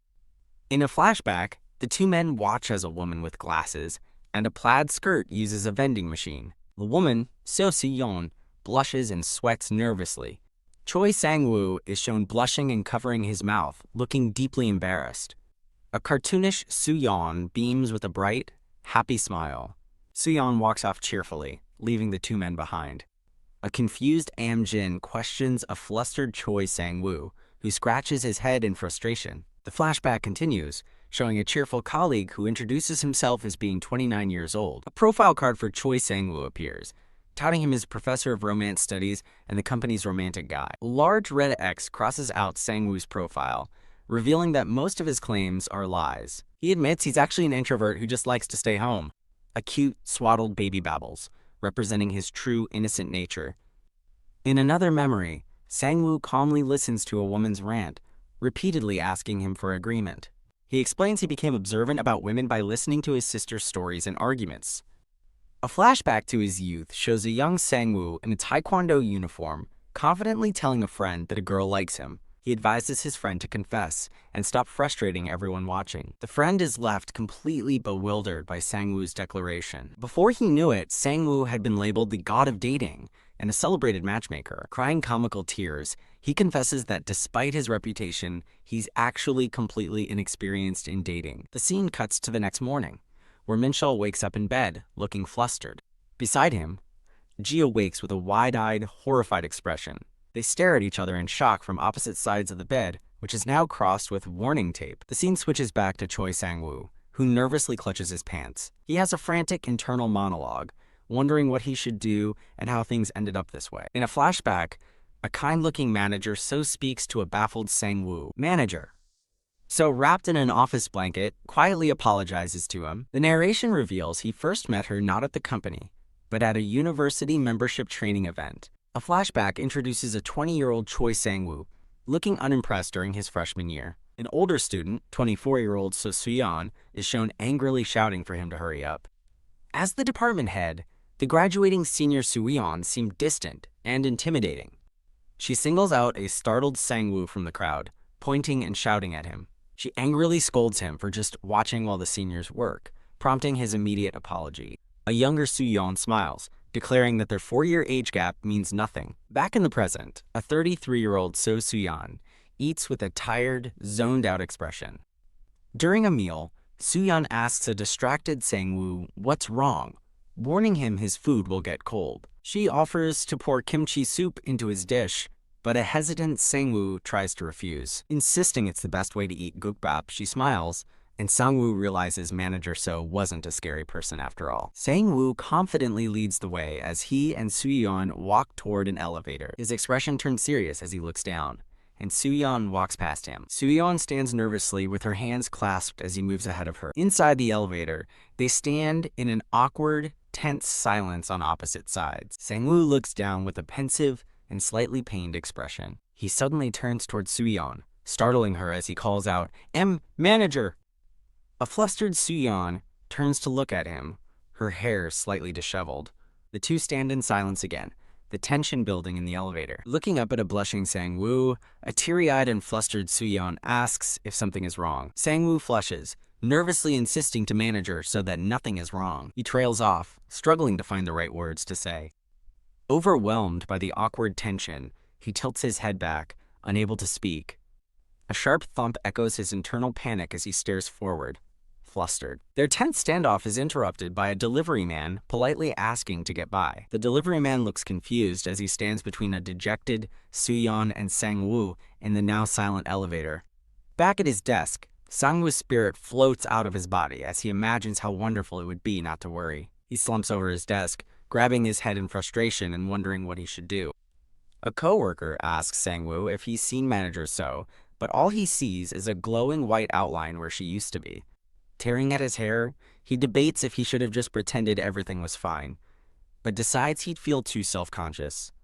A voice calls out, "Chief Choi," snapping a worried Sang-woo out of his thoughts. His colleague, Jin, asks if something is wrong and offers him a red ginseng stick. Sang-woo declines, internally wondering why his normally slow-witted friend is being so observant and caring today.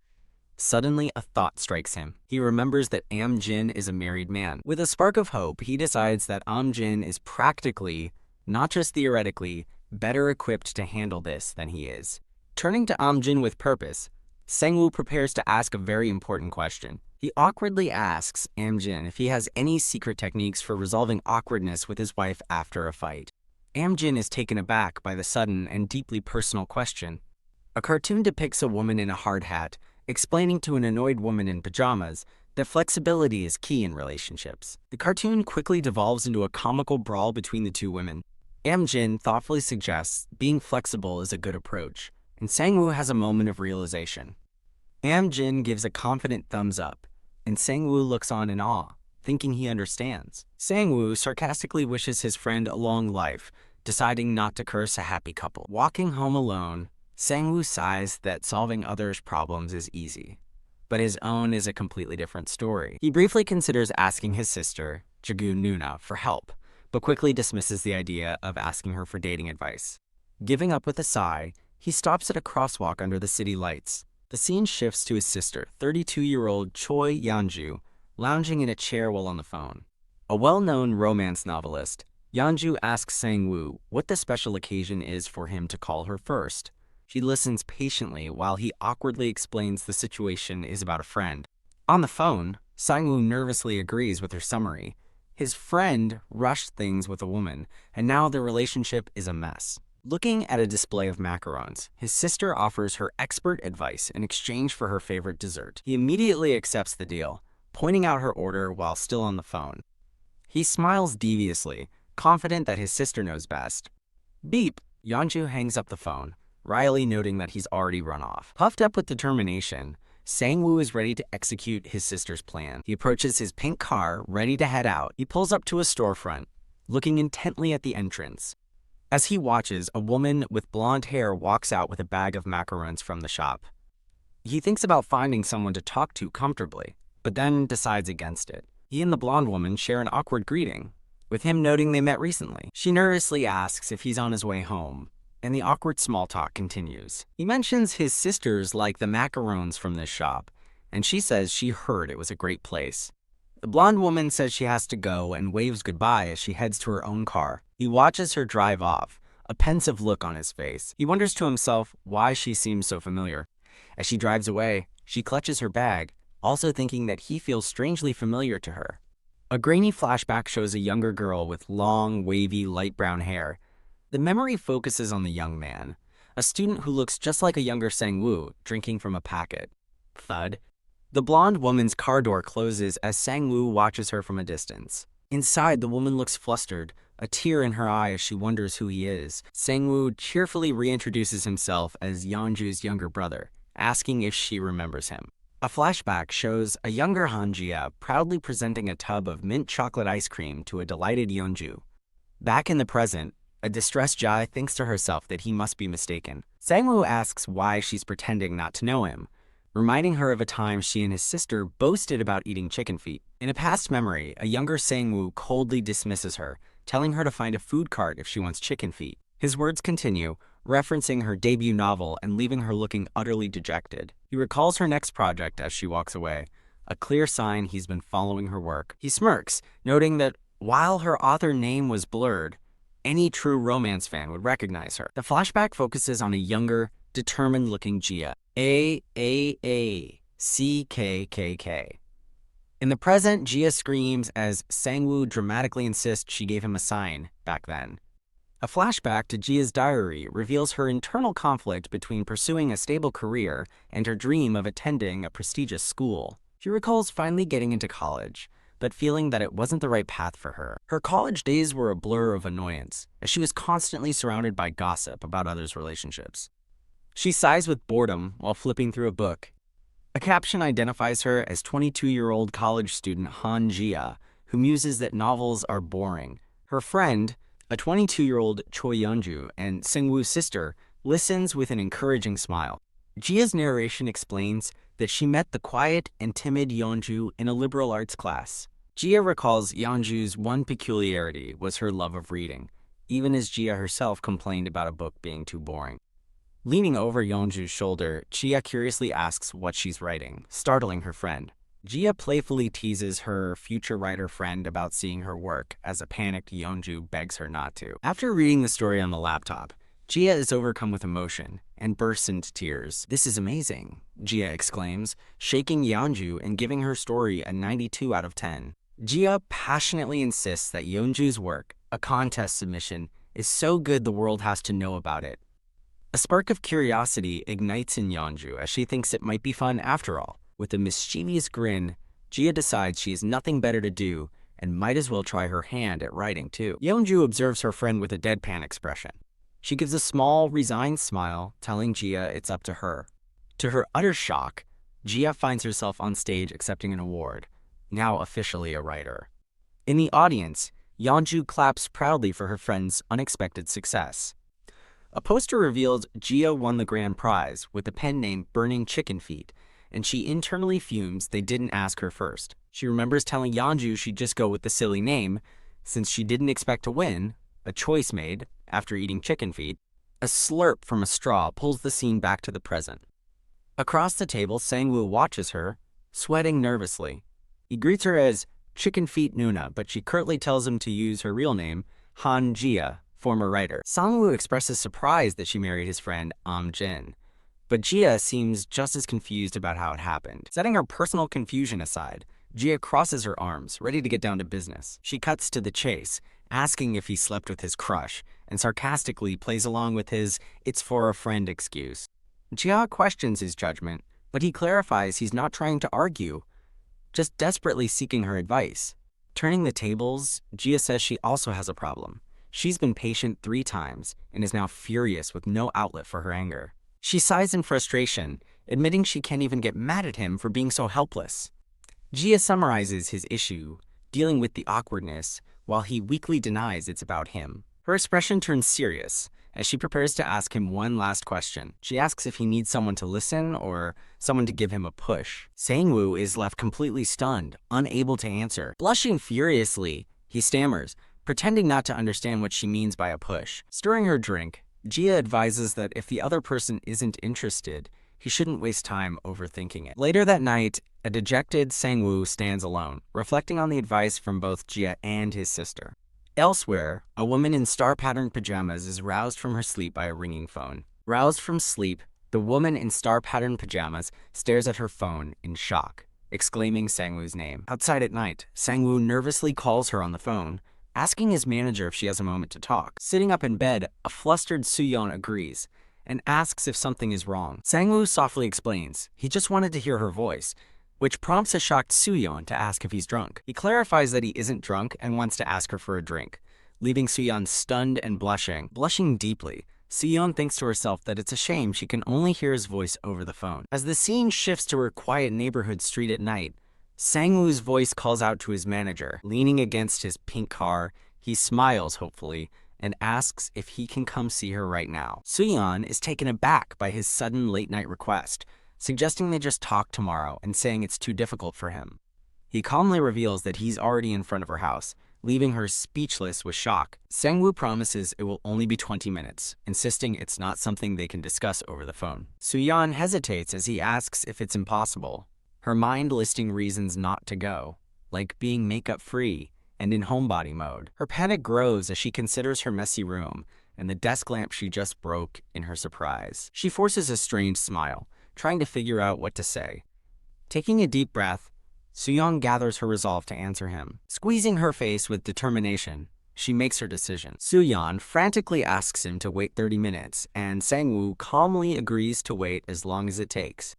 A hopeful Sang-woo clasps his hands together, looking forward to her arrival. Waiting patiently on the street, he recalls a phrase from a novel he recently read. A pair of heeled boots walks across the pavement, approaching Sang-woo's own shoes. He looks up as Soo-yeon approaches, calling his name Chief Choi. Now fully dressed, she shyly asks if he waited long. As she asks what he wants to talk about, Sang-woo smiles, thinking his sister's advice about being truthful was right. Sang-woo awkwardly suggests they find a place to sit down, and she agrees. Now at a playground, Soo-yeon sits on a swing and wonders if a cafe would have been a better choice. He disagrees, insisting a private place like this is better and that it won't take long. An awkward silence hangs between them as they sit nervously on the swings. Soo-yeon finally breaks the tension, asking him what he wanted to discuss. Sang-woo flushes, stammering as he tries to explain the reason he came. He nervously pulls out a paper bag, finally revealing his purpose. He awkwardly explains he bought too many macarons and wanted to share. She's delighted, recognizing the popular shop. Soo-yeon beams with excitement, thanking him profusely and promising to enjoy them. Sang-woo laughs awkwardly, brushing it off as nothing. They both laugh together on the swings, a moment of shared awkwardness. Internally, Sang-woo berates himself for chickening out and only managing to give her a gift. Soo-yeon stops swinging and looks over at him with a pensive expression. Calling his name, she quietly asks if he's finished with what he came to do. She thanks him again for the macarons, adding with a smile that he's the only one who takes care of her. Standing up, she says goodbye, leaving a panicked Sang-woo, who realizes the moment is slipping away. Wait a minute, he shouts, grabbing her coat to stop her from leaving. He desperately improvises, saying it would be a waste to leave the playground without playing, much to her confusion. Sang-woo starts pushing her on the swing with forced excitement, and she reluctantly goes along. He tells himself to calm down, remembering that Ja's advice helped him realize his true feelings. Calling out to his manager, he stops the swing and she looks back at him, puzzled. Standing behind her, he finally asks if they should really pretend that thing from that day never happened.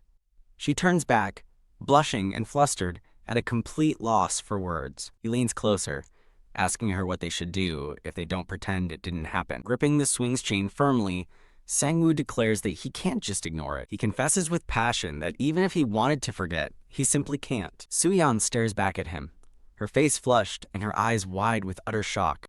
Flustered, Sang-woo shouts that he knows it's absurd, asking what they should do now. Covering his face in despair, he recounts his desperate attempts to forget her, binge eating and taking cold showers, as Soo-yeon silently observes him. Soo-yeon has a realization, thinking she finally knows why she can't forget that day either, which piques Sang-woo's curiosity. Sang-woo stands with his arms crossed, waiting impatiently for her to elaborate. He waits silently as Soo-yeon sits on the swing, lost in thought. Soo-yeon suddenly accuses Choi Sang-woo of being a love counseling expert, but he coolly replies that knowing and experiencing are different, leaving her speechless. Leaning forward, Sang-woo intently asks Soo-yeon if she really wants him to forget what happened. He kneels before her, earnestly pleading that if she wants him to forget, she must be the one to teach him how. Sang-woo looks up at her, his face flushed with sincere emotion as he waits for her answer. Blushing and covering her mouth, Soo-yeon shyly agrees. Her face flushes beet red as the full weight of his confession sinks in. Soo-yeon admits that she doesn't know how to forget either, revealing she just pretends she already has. Looking down sadly, she begins to explain that's why she acts the way she does. The scene shifts to a quiet apartment building under a starry night sky.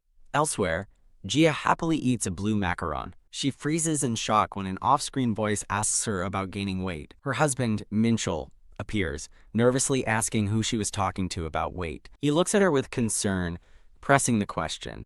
Petting their black cat, Minchul clarifies he was talking about their pet, Rat, leaving Gia internally confused by his pronunciation. Picking up the cat, he comments that Rat feels much heavier than before. Holding the unimpressed cat, he wonders if the cold weather is making it gain weight.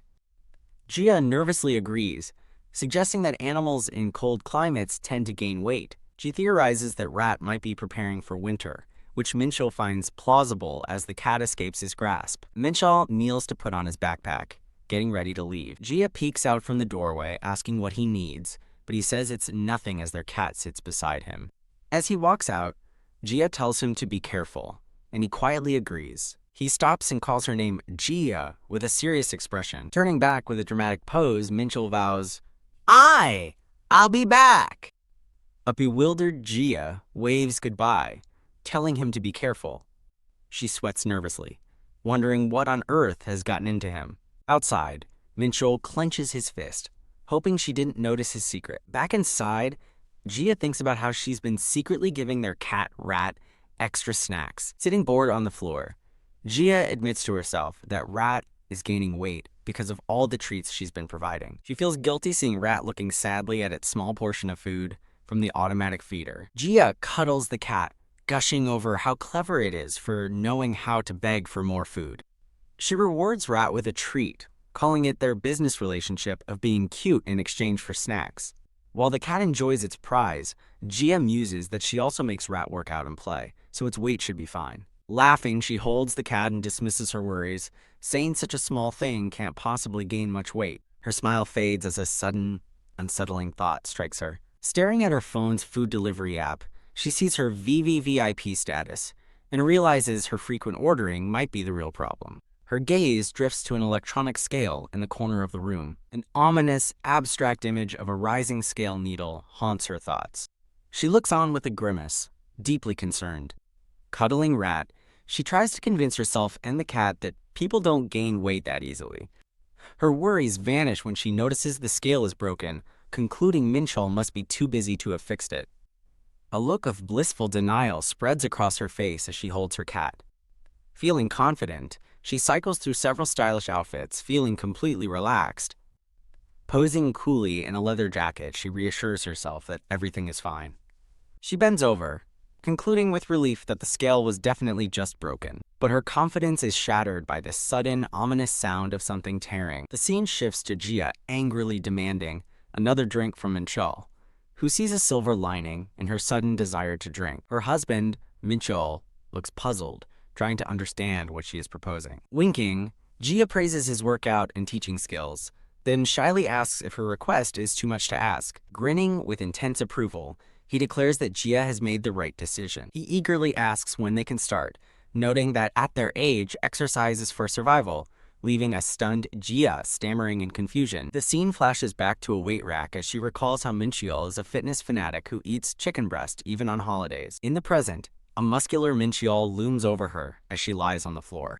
Gasping for breath, she looks up in shock as he sternly tells her to get up. Kneeling over her exhausted form, he informs her that her lower body needs work too. In a sudden dream sequence, Gia and Minchul sit by the ocean at sunset as she reveals an asteroid will hit Earth tonight. As she asks what they should do, he listens with a somber expression. She looks back at him, asking why he's posing such an obvious question. A faint smile plays on his lips as he begins to respond. "Lay down your body," he commands in her dream, and she screams in terror. Wah! Gia jolts awake in her bed, sweating and confused. Holding her head, she realizes it was all a dream and wonders why on earth she'd have a nightmare like that. She suddenly clutches her midsection with a pained expression. Writhing in her bed, she lets out a long, pained scream. The scene flashes back to before the workout, with Minchul eagerly praising her decision to exercise for survival. At the gym, a struggling Gia complains that he promised it was the last set, but Minchul calmly tells her she was mistaken. He cheers her on with an energetic countdown, but she snaps back, yelling at Jin Minchul to count correctly. The scene transitions to an exterior shot of their apartment building. Later, Gia picks at a salad, cursing that crazy brat Minchul and his tasteless diet. Looking at a series of concerned texts from him, she finds his intensity frightening. She collapses onto the table in despair, lamenting that she doesn't know where it all went wrong. Still, she reasons that after working so hard and eating so little, she must have lost a few kilograms. A manic, hopeful smile spreads across her face as she anticipates seeing the results. But when she steps on the scale, she curses it for not working properly. The scene shifts to Minchul holding up 3 fingers, promising an amazing exercise that makes you healthy in just 3 minutes. Jia, now in workout gear, smirks skeptically, thinking he won't fall for such an obvious trick. Undeterred, he instructs her to hold a plank for 60 seconds, and she grits her teeth, telling herself she can do it. Collapsed on the floor again, she finally understands why the exercise is measured in seconds. Lying defeated, she wonders what kind of monster measures planks in minutes, as text labels her cause of death as the workout. She then recalls the immense weight Minchul lifts, 160 kilograms, and realizes he is far from normal. The scene shifts to Minchul sitting on a weight bench, cleaning his glasses after a set. As he cleans them, Jia approaches from behind, calling out timidly. A woman with long dark hair playfully touches his chin, asking if he's a trainer and leaving Minchul stunned. He quickly denies it, and the woman expresses her disappointment. She explains she assumed he was a trainer due to his polite and professional coaching style. After a moment of silence, Minchul calmly agrees to help. Delighted, the woman clings to his arm and excitedly asks about a nearby machine. He demonstrates proper form on a machine, explaining the basic principles of posture and avoiding joint strain. As she leans in to praise how kind he is, Jia watches from the background, holding pink dumbbells with a dark, jealous expression. Gripping her pink dumbbells, Jia glares at the pair, scornfully thinking to herself, "Would you look at them?" The woman asks Minchul to teach her how to do squats, as a jealous Jia mutters about their rude, open flirting. Oblivious, Minchul begins explaining the importance of posture, while Jia internally fumes, asking what's wrong with him and if he forgot about her. As Minchul instructs the woman on proper squat depth, Jia watches from the side, growing increasingly angry. Minchul continues his lesson, advising the woman to get up slowly to complete the movement. The woman dramatically falls to the ground, giggling coyly, as Jia internally scoffs at her pathetic act. Jia forces a tight, mocking smile, laughing sinisterly to herself at the woman's transparent attempt to flirt. The woman thinks Minchul is unbelievably cool and exactly her type. She eagerly asks Minchul if he wants to get coffee after, and Jia glares, thinking, "These guys, really?" CSK, Jia gasps, covering her mouth in disbelief at the woman's bold move. She questions what right she has to interfere. Watching the two of them talk, Jia recalls their promise not to interfere with each other's private lives, feeling conflicted. Her expression is troubled as she struggles with her feelings. Resigned, she turns to walk away from the scene, but she suddenly stops, her eyes wide with a new, determined resolve. She quickly grabs Minchul's wrist, stopping him from continuing his conversation. Pulling his hand away from the other woman, Minchul firmly states that he's a married man, with Jia standing right behind him. Wham! A stunned Jia looks on, in utter confusion at his sudden declaration. Minchul pulls a bewildered Jia close and proudly introduces her as his wife. Jia stares blankly ahead, completely shocked and unable to process what just happened. Thump. The declaration shocks the gym, causing one man to collapse mid-bench press. Thump. Another couple stares in wide-eyed surprise at the sudden turn of events.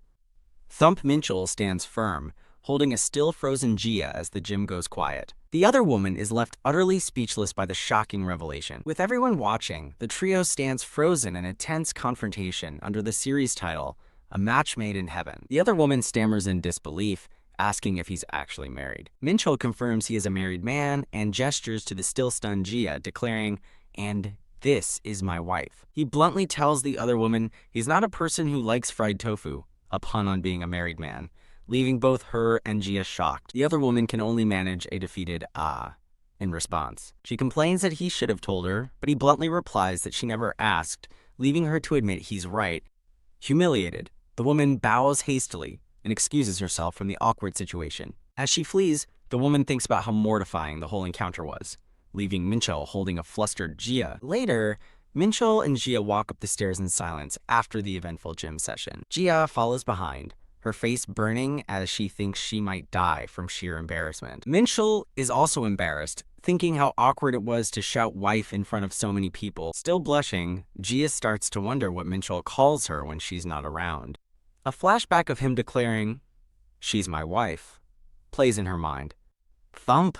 Overwhelmed by the memory, Jia collapses against the stair railing. Her heart pounds as she blushes furiously, unable to get his words out of her head. Minchul turns, asking if she's okay and offering a piggyback ride. But Gia quickly insists she's fine. She looks up at him seriously, a but on the tip of her tongue. He looks back with a questioning glance as she thinks to herself that he seems fine on the outside. Gia asks him directly if women hitting on him happens often. Recalling the earlier incident, she clarifies her question, and he recognizes what she's referring to. He explains that women often ask him out after workouts, which he finds pointless.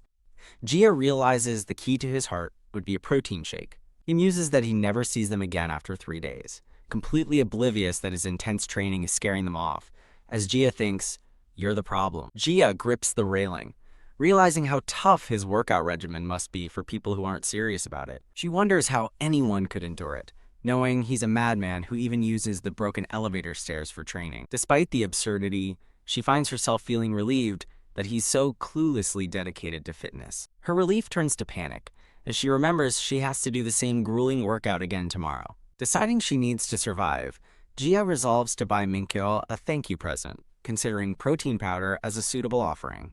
Looking flustered after her decision, Gia hesitantly says Mincheol's name, confused by her own feelings. Mincheol turns with a beaming smile, asking Gia what's wrong as she internally panics, realizing she's never seen him smile like that before. As they walk down a city street at night, Gia asks why he's smiling so much, and he cryptically replies that something good happened. He happily announces that the good thing is that he gets to work out with her, leaving Gia utterly speechless. Mitchell leans in with a gentle smile, promising that sweating together during a workout will feel amazing. Blushing, Gia admits to herself that despite wanting to complain, she's unexpectedly weak to this kind of romantic atmosphere. She looks down, her face flushed, completely flustered by his unexpected charm.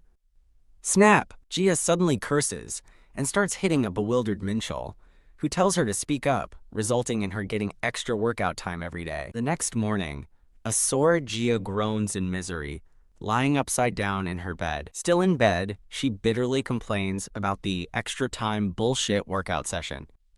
On the morning of her second workout day, she slides onto the floor, convinced she's going to die from soreness, though a note confirms she is, quote, not dead. She sits up, recalling Mincheol's advice that a walk is good for muscle pain. Flopping back onto the floor, she questions the logic of exercising more to relieve pain from exercising. The scene transitions to a shot of a pedestrian overpass on a bright morning.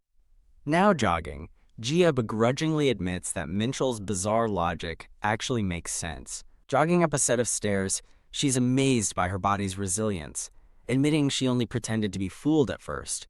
Feeling empowered, she picks up her pace, confident she will reach her target weight soon. As she runs, she passes a man in a light gray hoodie.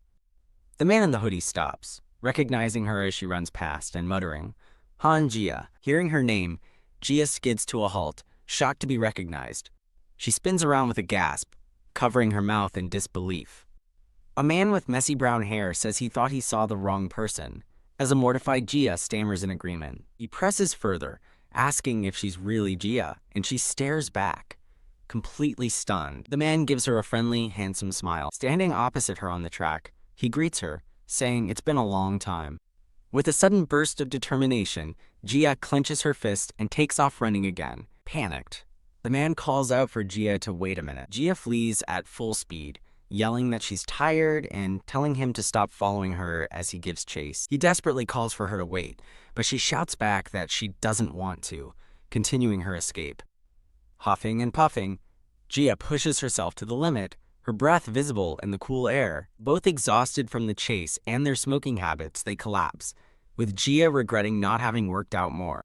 Catching her breath, Gia looks over at the man with a questioning glance. Wheezing from asthma, the man accuses her of playing hard to get and sarcastically tells her to live well. Gia formally excuses herself, but he pleads with her to stay and cut him some slack. Now sitting on a bench, the man shows Gia his business card, which doubles as a ruler, but she notes that it isn't scaled properly. He proudly admits he intentionally used the wrong scale, leaving her confused. She asks him why on earth he would do that on purpose. He lets out a sly, ho-ho, enjoying her confusion. A caption identifies him as Nayongdek, a former producer, as he explains that his gimmick is a form of marketing. He elaborates that by making the scale wrong, he successfully made her curious enough to question it. Pointing at her, young Duke explains that her curiosity proves his marketing was a success. Gia holds the card, ready to toss it, but young Duke warns her not to litter as she thinks about how she's restraining herself. Changing the subject, Gia asks what he's been up to lately. Standing with her hands in her pockets, she asks if he's still writing. Young Duck grins, cheekily asking if she's starting an insult battle before dismissing it as a normal greeting between a writer and a producer. His tone shifts as he suddenly apologizes, saying he still feels sorry about what happened between them. Gia listens to his apology with a quiet, unreadable expression. A tense, awkward silence falls over the two as they sit on the bench. Young Duck checks his phone and panics, realizing their meeting is today, not tomorrow, and that he completely forgot about it. Rushing off, he tells Gia it was nice to see her and suggests they grab a meal next time they meet. Gia looks utterly unimpressed as she processes his suggestion to call him. She watches him walk away, still contemplating his offer. Letting out a silent sigh, she pulls her cap down, wanting to forget the encounter. Her expression remains troubled as she reflects on the awkward reunion. Continuing her walk, she scoffs at the idea of calling him, thinking he must be crazy. The scene shifts to Minchul, who appears to be focused and serious. A memory of a serene, smiling Gia surfaces. She ponders thoughtfully, a sly smile on her face. Clink. She begins to cut into a carefully prepared meal. Minchul watches her, a look of concern on his face. He hesitantly calls her name, but she just smiles back innocently, asking what's wrong. Exasperated, he thinks that while he doesn't care what she eats, her behavior is another story. She's created a fine dining experience for herself, complete with a chicken breast shake and a wine glass. As she sips her shake, Minchul thinks that her method is a bit abnormal. Questioning the sanity of blending chicken, she passionately defends her choice, asking why he can't be happy for her, leaving him to stammer that it's not like that. He's left speechless and concerned by her dramatic reaction. Feeling vindicated, she triumphantly continues her bizarre fine dining meal. A moment later, she collapses onto the table, mortified by her own behavior. Thump, thump! Lying in bed, she chides herself for getting down and making Minchul feel sorry for her. She groans, annoyed at getting tangled up with people from her past like producer Na. Buried under the covers, she laments that chicken feet and soju would be the perfect comfort for this situation. The scene shifts to a childhood memory of a girl explaining a game. The orange lines are lava. She recalls a happy memory with Minchul, realizing how wonderful it is to share simple joys with someone. A mischievous idea begins to form, represented by tiny devil horns popping up on her head. But she knows she's the type to feel incredibly embarrassed after acting on her impulses. With a sudden jolt of surprise, she peeks around a corner. Minchul stands there, dressed in a full suit, fedora, and socks, gesturing welcomingly. He waits expectantly, a slight smile on his face. She stares in shock as he formally holds the door open for her. Her shock quickly turns into a bright, amused smile. She playfully peeks through the closing door, clearly enjoying his strange gesture. He playfully tries to shut her out, but she pushes back, insisting he wait. With a smug smile, she silently savors her victory. Minchul, too, is left speechless, looking slightly flustered. An awkward silence falls as they sit far apart on the couch. Gia pieces it together. He thought her strange dinner behavior was because she was upset, a point he weakly denies. Realizing he wants to cheer her up, she asks the million-dollar question, why dancing? He explains that it's what people do in the movies, a reason that leaves her puzzled. She finds his dorky, movie-inspired attempt to cheer her up surprisingly romantic. Intrigued, she leans in, asking exactly what kind of movies he's been watching. He answers with a deadpan expression, Bollywood films. Her mind flashes to chaotic movie scenes as she realizes they do, in fact, dance for everything.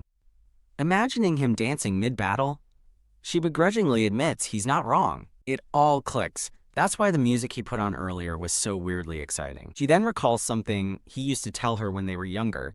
A flashback shows a young Minchul munching on chocolate, saying that doing something weird alone is just weird. But if you do it together, he continues, as the memory shows them all having fun, it's fun.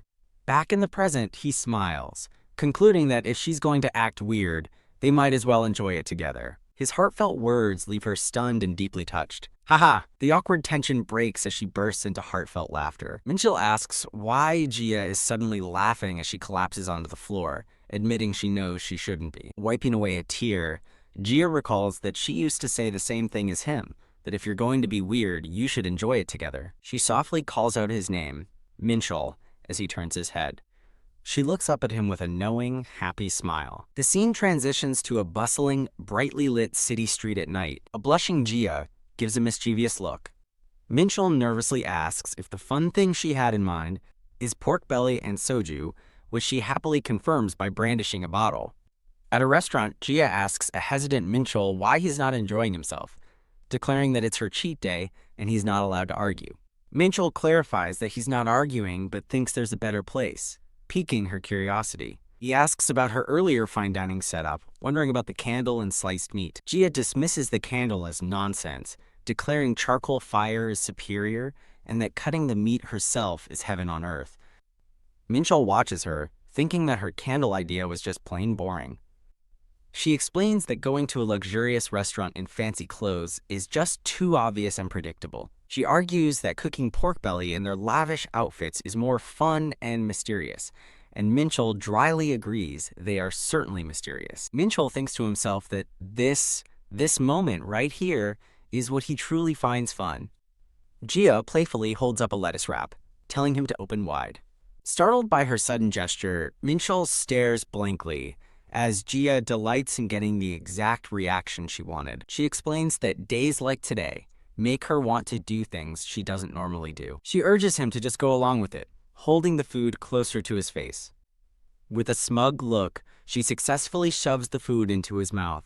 He sputters in shock, asking why she put so many peppers in it, while she teases that she never said she wouldn't. The scene changes to a karaoke room, where Jia is passionately belting out a song. After scoring an impressive 98, Jia watches as Minchul enthusiastically plays the maracas. She shoves the microphone at a nervous Minchul, insisting it's his turn to sing. The evening continues as the scene shifts to the exterior of an izakaya under a starry sky. Jia takes a step forward, her pink high-heeled shoe in focus. Whoosh! Mortified, Jia covers her face as Minchul stoically holds a heart-shaped balloon and a clicking butterfly toy, realizing she gave it to him.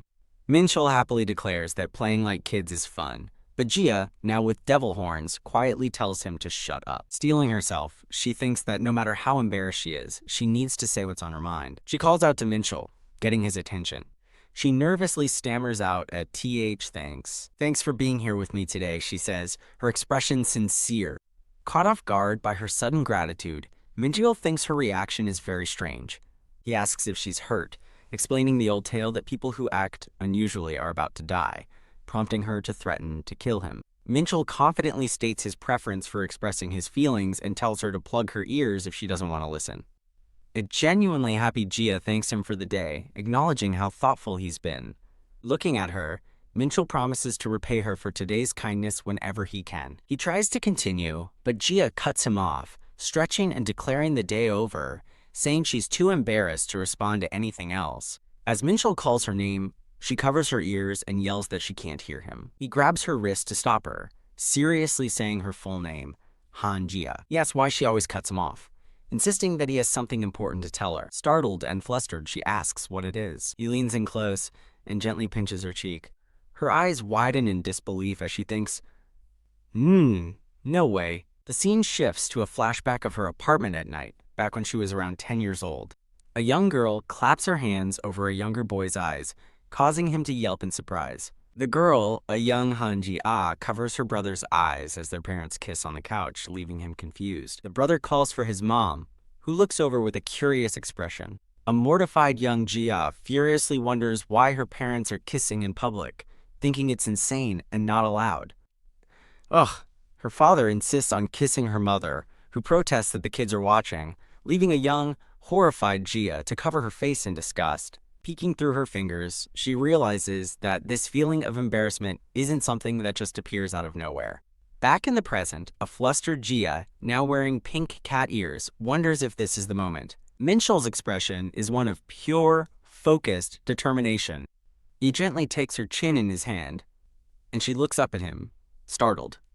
As he leans in, she closes her eyes, anticipating the kiss. They stand together on a quiet park path under the evening sky, frozen in the romantic moment. With a slight twitch, his hand hesitates for a fraction of a second. He pulls back with a grin, holding up a tiny thread and explaining that it's been bothering him all day. Jia is utterly dumbfounded as he sighs in relief, while she sprouts devil horns in pure annoyance. "Hey, Jin Min Chil," she yells, but he just looks back at her completely clueless. Taking matters into her own hands, she grabs his tie and pulls him into a surprise kiss. As they kiss, his fedora now sits comically atop her cat ears.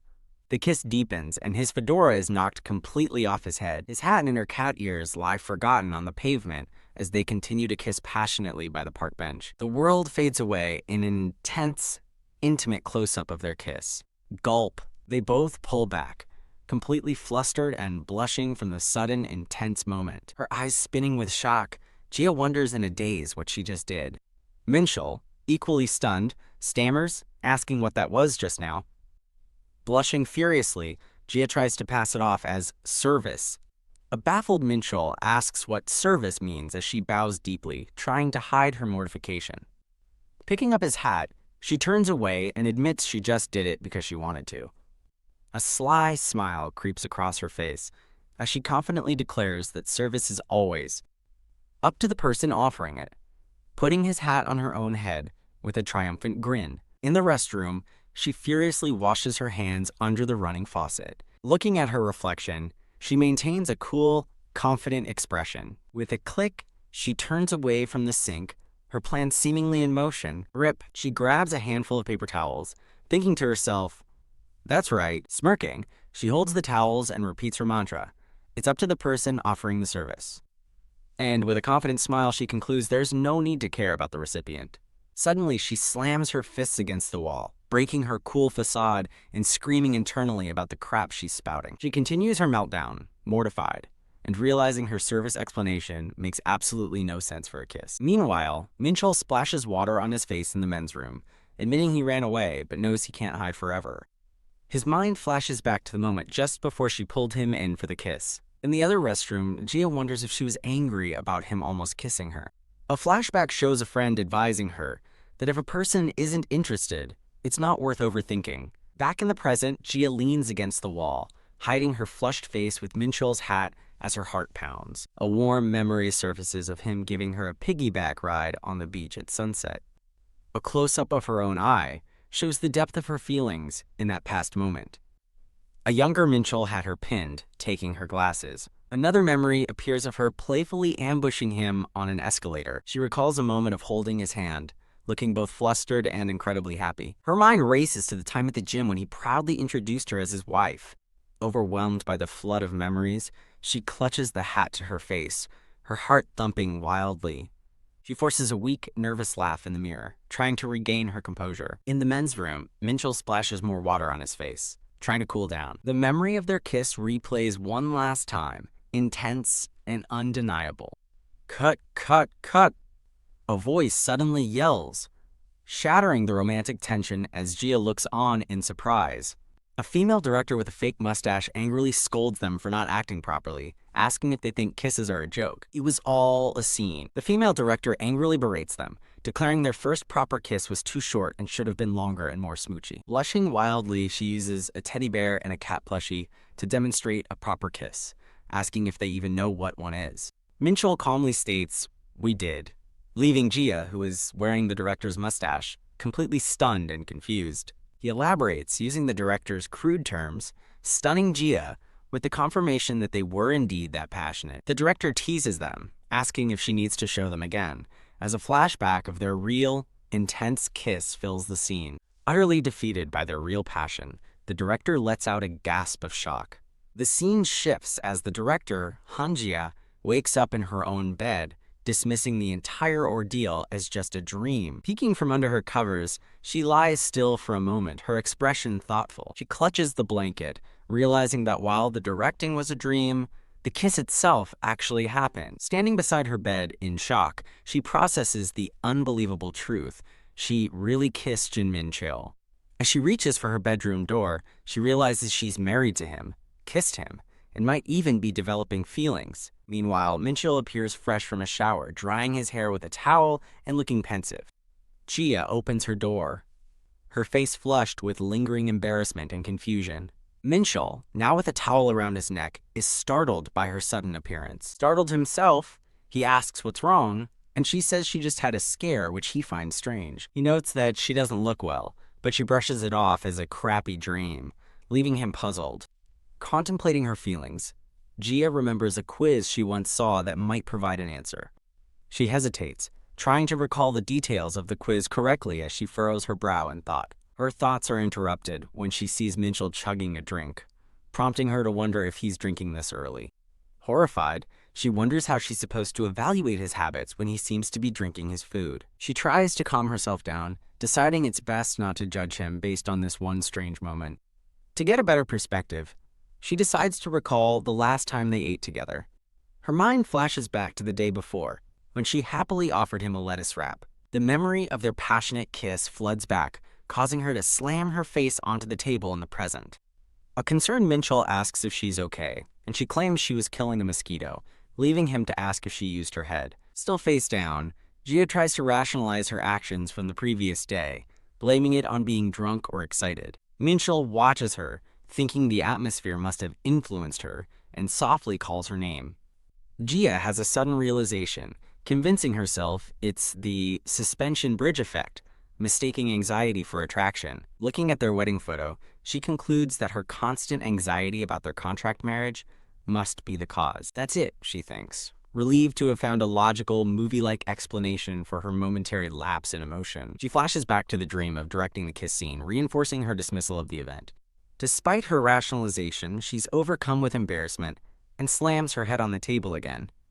Rushing to her side, a worried Minchell calls her name, concerned by her strange behavior. He leans in close to check on her, asking if she's okay, which only makes her stare back in wide-eyed shock.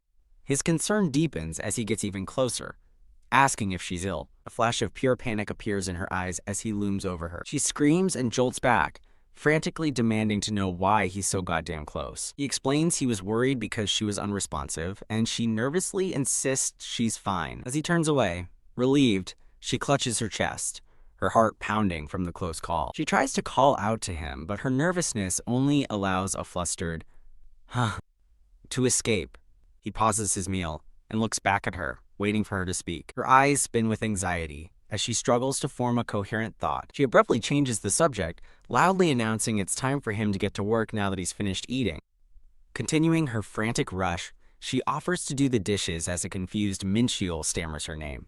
She quickly ushers him out, wishing him a safe day at work before slamming the door shut. Outside, another man dressed in a white shirt stands waiting, looking slightly puzzled. The man greets a surprised Minchell, commenting on his busy morning before pointing down at his feet. He points out that Minchell's socks are mismatched. One is yellow, the other is blue. Minchell calmly looks down, then clicks a small object in his hands. He was simply preparing to make instant coffee, holding the wrapper of a Gonu coffee stick over a cup of hot water. Looking at the empty coffee mix wrapper, Minchell realizes he threw the actual coffee in the trash. He scratches his head in mild confusion, processing his mistake. Unaware, he chugs the cup of plain hot water he just prepared. As he drinks, his mind flashes back to the passionate kiss, his heart pounding. The memory continues, showing Gia's blushing face during their intense kiss. He recalls her confident declaration that kisses are up to the person offering them. Back in the present, he covers his mouth with a sigh, completely flustered by the memory. He sets his glasses down on the counter with a soft clink. A bead of sweat rolls down his face as he stares, lost in his embarrassing thoughts. Leaning against the counter, he seems overwhelmed by the lingering memory of the kiss. The scene shifts to the gym, where a determined Gia stands beside a nervous Minchell, both ready to work out. She tries to encourage him, but he just looks back at her, confused by her good. Clenching his fist, he gives himself a pep talk, determined to have a good day. Gia gives him a warm, supportive smile. With renewed vigor, they both cheer for good luck, ready to start their workout. Gia's mind, however, drifts back to the memory of their passionate kiss. She thinks about how the kiss was premeditated but feels too embarrassed to admit it. In the gym, she stretches, internally admitting she's struggling so much, she's having weird dreams. While Minchell warms up, she thinks about how he never seems to react to her. As he continues his stretches, she resigns herself to the fact that he's always been like this. With a determined look, she watches him, a faint blush on her cheeks. Suddenly, Minchell's face is right next to hers. Startled, Gia screams as he calls her name to get her attention. She freaks out about him scaring her, but he calmly explains she wasn't responding. He asks if she's done warming up, and she nervously agrees. He asks if she wants to start, but she seems to have forgotten what they planned. With a confident smirk, he points to the weight rack, announcing it's time for bench presses. He reminds her they discussed it, but a flashback reveals she was too busy thinking about their accidental kiss to pay attention. Her eyes widen in dawning horror as she realizes what he means.